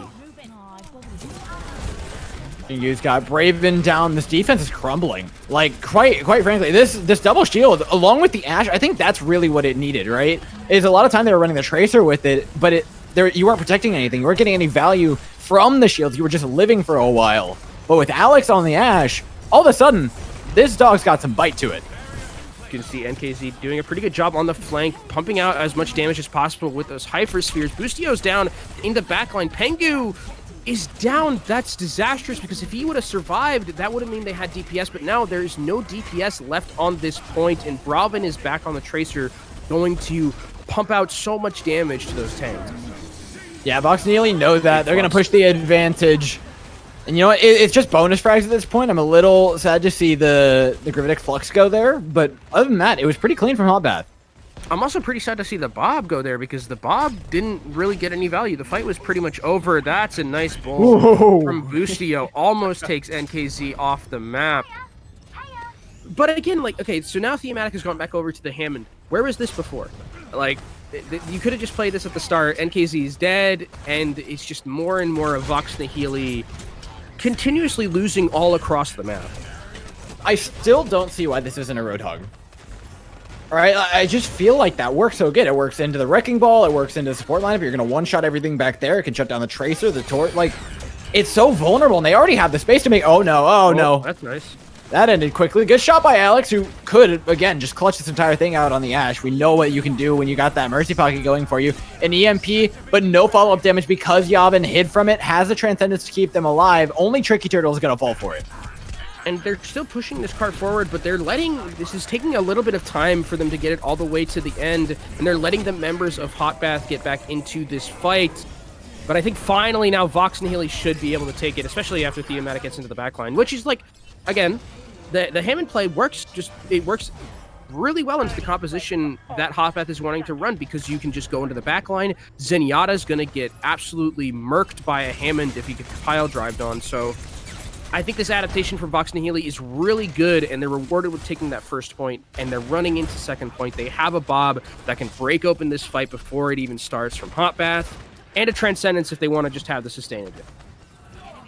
Oh, okay, big one for Yavin. That's a pick that you do not want to see go. That's a Transcendence gone. It's a Resurrect denied. It's question. Absolutely great job by Boostio getting into the backline. Takes up their for it as well. That's got to be it. Hotbath off of one pick, followed up by another.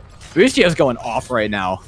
Boostio is saying, telling Thematic, I'll show you how to play Hammond, and denies the res and then gets the kill onto the Mercy at the same time. This man is just having a field day right now, and you can see Thematic is coming into this fight already knocked below half health. He might go down here. There's a chance. Oh yeah, he's done. He's done, even with the Mercy Pocket. Now Yamba's the target. No, How you like them apples? Axe down. Tracer's in a bit of trouble here. Braven taken out. Oh, you ever see the meme? You know, call an ambulance, but not for me. He says. Braven's now out of there. Mercy full confidence in the rest of her team to keep her alive. Now going to heal up the bot, make sure he stays fit and finish for this fight. It's going to be enough to get Hotbath rolling back to spawn. You see Pengu taking down the Zenyatta as well, and it looks like this is going to be Vox Nihili winning this next fight. But the Gravitic Flux is committed from Hotbath. They want to try and take this win. Oh my, Boostio! He's doing it again! He's doing it! Oh, the mine, that's it. Even with the mines. Did it cancel the mines? I don't think it did. No, the mines are going to activate here in just a second. And yeah, all those are ready to go off. No. Oh, the cart's moving now. Cart's moving. They're fine. Okay, that got really, really rough for them for a second here. Hotbath can try to re-engage. They have a Transcendence to go with this, mind you, Kenobi. And oh boy, they're going for it. They're going the full distance. If they can make it. Oh, he will. Oh, what a big hack! Alex then gets to pop the head. No Resurrect up on the tank. The chances of that Wrecking Ball coming back slim to none for another 5-10 seconds at very least. And in all that time, Vox Nihili are going to find even more picks here. But Hotbath somehow still alive on this point. I mean, Pingu rather, is bringing this fight back from the brink by himself. The Somber play has been phenomenal so far. You mentioned it, hacking the Mercy as she was going for the Resurrection in the Transcendence, and it does not get the amount of value they wanted. And Vox Nihili moving through this third phase of Junkertown with 2 minutes left to their name. Pingu very close towards that EMP, so if any engage comes in from Hotbath here, it's going to be disastrous because it's going to get EMP'd and that member's going to get blown up. That's a real scare. At the very least, the one saving grace for Hotbath is that's going to take a couple fights to get through here at the very least, but those fights can start at any given point in time given what Hotbath are running. The high ground feels great, but Thematic! Oh my lord! It's just him and Boostio just trading blows left and right. This time, though, it's Vox Nihili coming out ahead, and they saved their EMP. This is a Hammond masterclass from both of these members, and Alex on the flank, trying to get some damage done with the dynamite, has the Bob available to them, and if you look at Hotbath, no check marks for them. Vox Nihili have two very important DPS ultimates to push this into this last checkpoint of Junkertown. Oh wait, the threat of an EMP bomb is pretty serious too. If NKZ throws this in afterwards, no. Holding it for all the sustain. Thematic's in. 2 fights in a row. This guy's going to come in for the cleanup. Yavin the only man to really hold, but that card's progressing towards the yellow box. This time with time on the clock, under a minute for Vox Nihili, it looks like, if they manage to complete this map. But for Hotbath, I mean, the pressure's on completing 2 escort maps in a row. Granted, one was hybrid, but, you know, two cart pushing maps in a row. And no contest from Hotbath at the end.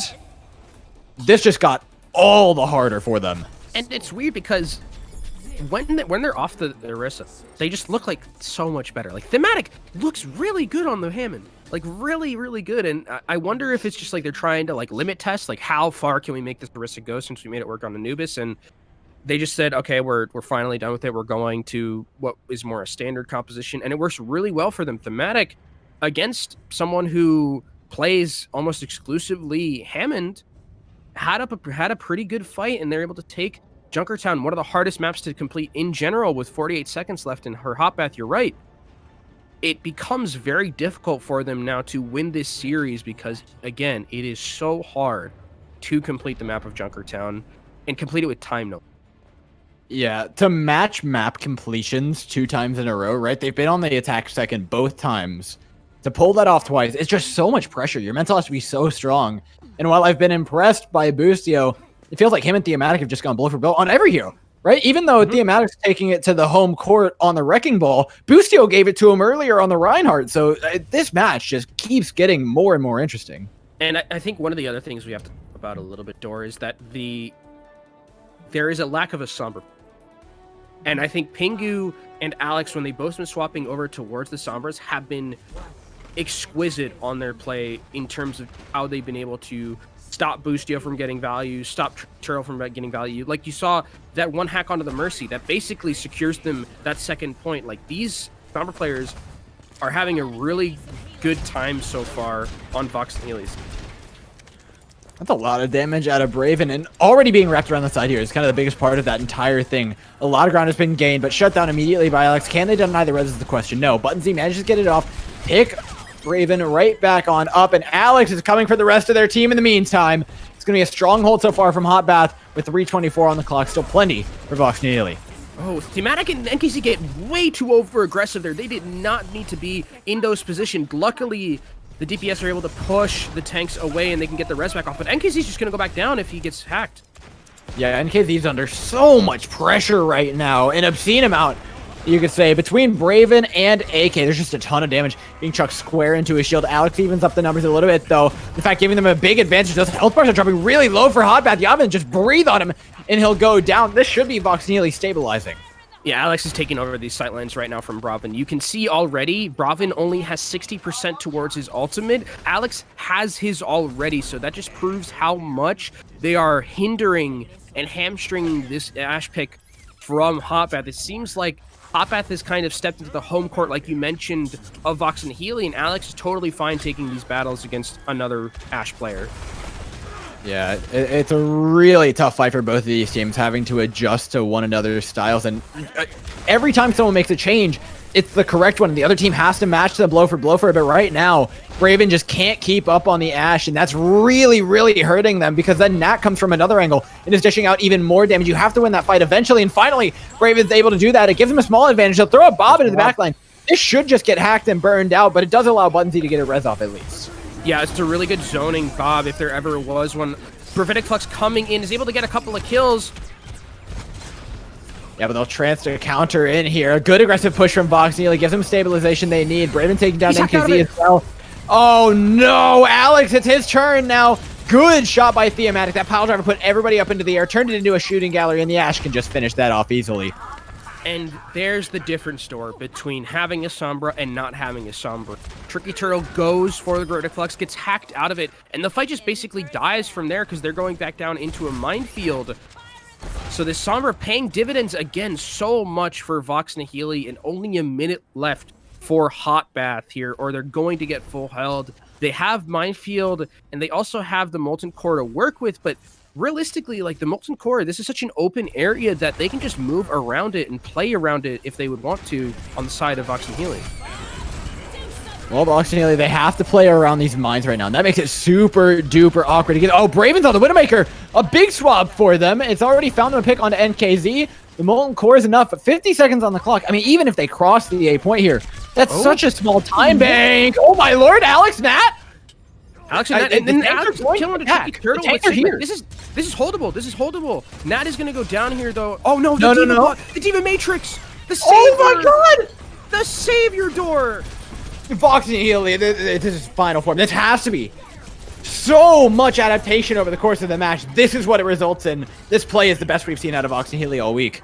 20 seconds left for Hot Bath. They don't have any ultimates to work with. They're only going to have that Gravitic Flux from Tricky Turtle. It has to be the biggest Gravitic Flux of his life. But there's a Transcendence on the other side from Nat, so it doesn't even matter. It has to be Bravin here. He has to make something happen, but he's getting taken down by a Hammond. Yeah, there's no chance. Theomatic's just harassing the hell out of him. Even 87 He's HP. Dead. He's taken out, but the transit's there. EMP. Oh, yep. No, not a chance. You're getting that one off Tricky Turtle. 2 of those hacked out. However, Hot Bath have a great position on point. If they take out Nat, they could get there. They could get there, Kenobi. It's just Pingu. Bob with the just 1.58 meters. Okay, Diva, Wrecking Ball, Ash, and a Mercy. It's 4 players still up for Boostio. They've got this. The mines are enough. Boostio's done for. Even if that cart crosses, even if Bob sends himself back off to the homeland, AK's in. Torbjorn isn't enough. They've got it. No! NKZ, he's still contesting. There's no support, though. That has to be it. Hot Bath have done it. They've held on, if not just for a moment. What just happened? AK turns the fight around completely on the Torbjorn. It looked like once that minefield and Bob came out, it was over, but Hot Bath, AK snaps victory from the jaws of defeat, and Hot Bath are given a lifeline to push forward through the second phase of Street. And that lifeline is only so long, 2 minutes. That is not a pretty time. They have to complete the whole map. Vox Nihili did it with time. That is absurd to expect. In this Molten Core, where do you even use it? Well, you have a little bit more enclosed areas on the Streets phase, so you can put it aggressively in front of you and just let the cart get as much progress as possible right before this last door. And with Pingu going down, that's a huge kill. There is no EMP or hack threatening. Yeah, Braven's got a good first pick here. Buttonsy keeping alive is super duper key. They don't want to lose any members. Every single lost fight, every single stagger, it matters to them right now. Then looking for those sight lines, is trying to take down that other Ash on the other side. The score is actually going to be so good at zoning right here. The accretion hit, I think, followed by the Hypersphere through the hallway, at the very least, finished them off. Now Boostio's in the backline, zoning away all the supports. The tanks are up here. They have 0 health right now. As long as they don't die to this bomb, they should be all right to try and take this point away. NKZ in on the Wrecking Ball, but is Boostio in a ton of damage from that grappling hook, and if they can take out Pingu, deny the hacks, there's no point B clutch for them this time from the Sombra. AK's going to town on this Torbjorn, and they've got it, a point B in what feels like record time when they needed it most. AK is trying his heart out right now with the rest of Hot Bath. It's just the Ematic here stalling on the point, but it will not be denied from Hot Bath to take the second point, and they have 2 minutes, Door, to get to that golden box of victory and take us to another round of Junkertown. Look at their ultimates too, and Vox Nihili don't have any. Vox Nihili, they have to either hit a huge EMP or take an eco fight and force us some of these ultimates. Oh, Braven! Oh my god, the Ash duel has turned around. He's been dominating now with the help of the rest of his team. Boostio looking for his Zenyatta here, trying to stabilize this fight, turn it around for Hobbit. They have the momentum is so good for them. Pingu has an EMP, but it's not an overtime fight. That's when they really want to hold it for, but there's still a minute 40.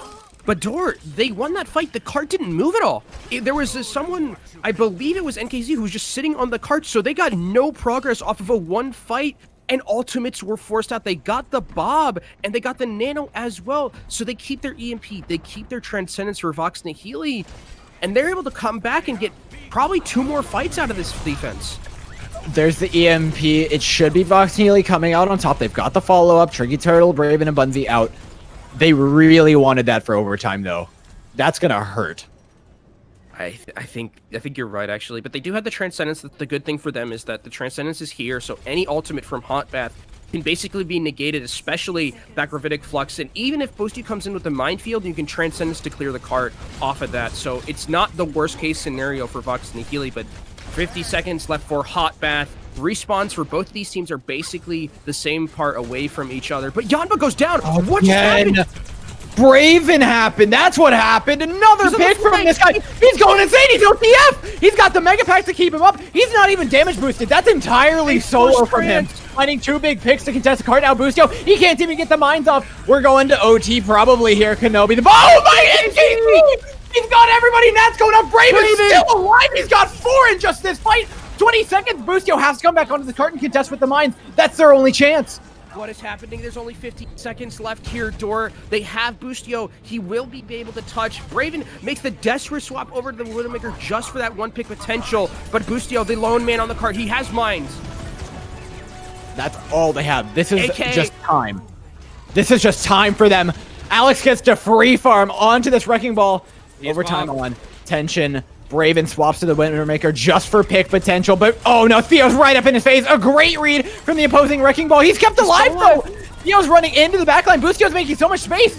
Wait, it feels like Hot Bath could actually do this. Good hack onto them though. Gives Vox Nihili a full hold back in. Overtime's gonna tick down in an instant the second they step off. That's it. Hot Bath are donezo. Vox Nihili secure themselves the pride to 3rd place. Not much else, but by God did they fight for it. A very hard fought for Vox Nihili and Hot Bath.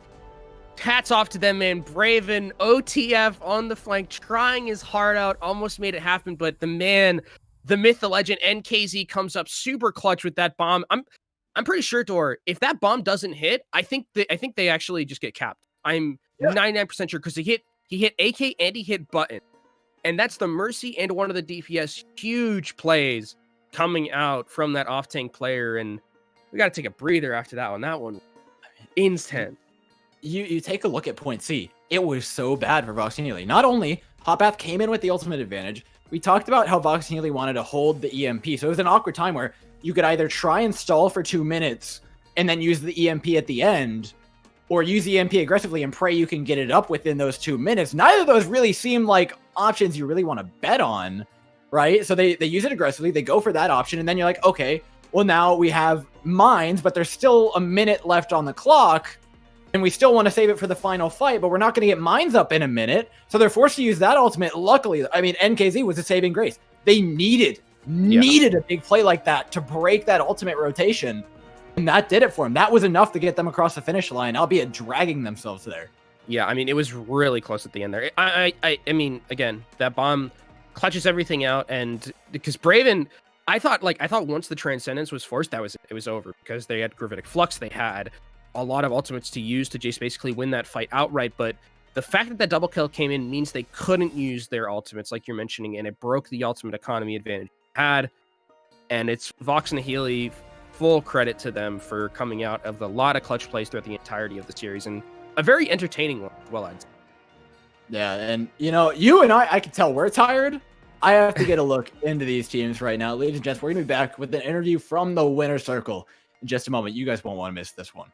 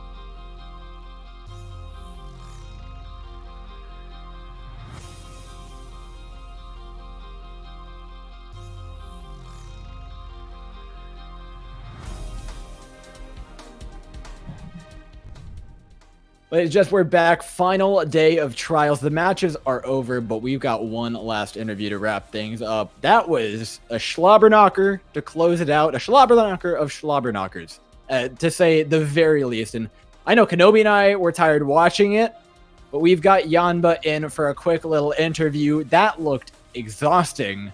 How is your mental holding up? How are you guys feeling after that match? And what's the mood? Is it like go sleep or is it go eat? Personally, I want to go eat because I had breakfast, but that's it. I think how I'm feeling after the match is I didn't know what to expect going into that kind of match. Because when you go into a normal team, you know they're going to probably play normal comps, but you don't really experience how to play against that kind of comp until you're really in the match, you know, in the moment. Yeah, I mean, it's like we were talking about a little bit. It seems like every time I interview someone who's just played Hotbet, they're just like, we're so tired. We're so exhausted. Like, we're so stressed out because it's just so hard, I feel like, to play against that team and prep for a team. It's just like every other team is playing just like more standard stuff. And then Hotbet just comes in. They're playing like Roadhog. They're playing Hammond. Like, how do you guys prepare for it? And is there a way that you guys just like try and like mentally focus in on playing against a team like Hotbath? Well, in terms of mental, I feel like the team environment is really like chill, you know, like it's friendly, so there's not too much stress from that. And in terms of preparing for like the actual gameplay, we decided rather than focusing on specific comps and stuff like that, we mostly thought about getting the synergy together, you know, practicing like just playing well as a team as opposed to playing specific comps into counter comps. Yeah, I mean, I think that's actually really, really good for playing as Hotbath, right? You're super duper flexible, and it showed, right? It was a weird match in that you guys ended up, instead of counter-comping one another, outside of maybe Anubis when you guys broke out the Orisa, instead of counter-comping each other, you just ended up swapping onto what each other were running. So whether it was something like Thematic versus Boostio on the Wrecking Ball, or Thematic versus Boostio on Reinhardt, or the Ash fight that ended up almost deciding all of Junkertown, it was all about just being flexible and being able to swap to whatever the opponent was doing. But the one difference there was the Orisa. So can you run me through the thought process? We kind of saw why you picked it on Temple of Anubis. It clearly worked fantastically there. But why'd you keep it going on to Reinhardt? Or onto, rather, Eichenwalde? We felt like it was working, and I suppose towards the end of Eichenwalde, they started to learn how to play against it. But like the pull and the fact that our Orisa can just be an anchor against a comp that's like built around disrupting us, we felt like that was a good way to play into it. Not just counter, but set up our own win conditions as well with like pull, etc. I mean, it worked really well on Anubis. Like, to be fair, like I wasn't expecting any time to ever see an Orisa, but it worked really well on Anubis. And I got a question for you, Yamba, specifically. You like some Valkyrie bloodthirsty support plays I'm seeing you. Is that just like, do you just see like the blood and you're just like, to get kills here, I need to do it. Like, I am going to fly in. I don't care what my team's saying. I'm getting these kills. I want to have some fun too. Well, you know, main support isn't exactly the flashiest role most of the time. So if I get you're the making opportunity... it look flashy. You're making it look flashy, my dude. Some of those Valkyrie plays, I was like, okay, he's feeling himself a little bit. Well, yeah, if you get the opportunity, you gotta go for it, man. Especially on stream, like. Yeah. Oh yeah, on stream, of course. Well, you made it look good. You made it look. Thank you. Speaking of style points, right? I think especially in the first couple of maps, but I think there was a couple sprinkled into the final ones. We saw some bags thrown around either side.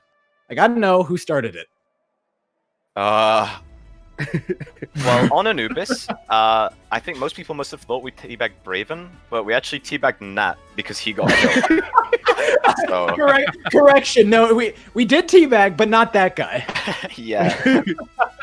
Gotta make sure everyone knows who we teabagged. Yeah, it's about sending a message to one specific person more than anything. All right. Okay. You know what? You guys left your mark on this round of trials, and that is the way to go out with the bang. We appreciate you guys giving it your all, because the match we watched prior to this that also didn't result in any standings changing was a little bit more of a clown fiesta, to say the least. So that was quite the entertainer to go out on. Thank you so much for the match. Congratulations on the big win. And you know what? That gives you guys a lot of momentum, and I wish you guys a lot of hope in your future endeavors. Thank you so much for coming in for the interview. Thank you. Thanks for, casting and stuff as well. Of course. That's what we're here for, man. It's a great match. Ladies and gentlemen, as for today, though, as for this week, as for trials, that's all we've got for Monkey Bubble. The other stream may be going on, but I'm pretty sure Kenobi and I's matches likely went on longer, so that might just be it. Keep an eye out if the other stream is going on. Tune in for that one. You know what? There's going to be more trials going on in the future that you won't want to miss. Don't forget, Monkey Bubble's doing Banana Brawl in a good bit towards the end of October. Stay tuned for more information on that one. You guys won't want to miss that either. As for the messaging, as for Kenobi and I, that's all we have for today. Don't forget to support Tier 2. We'll see you next time.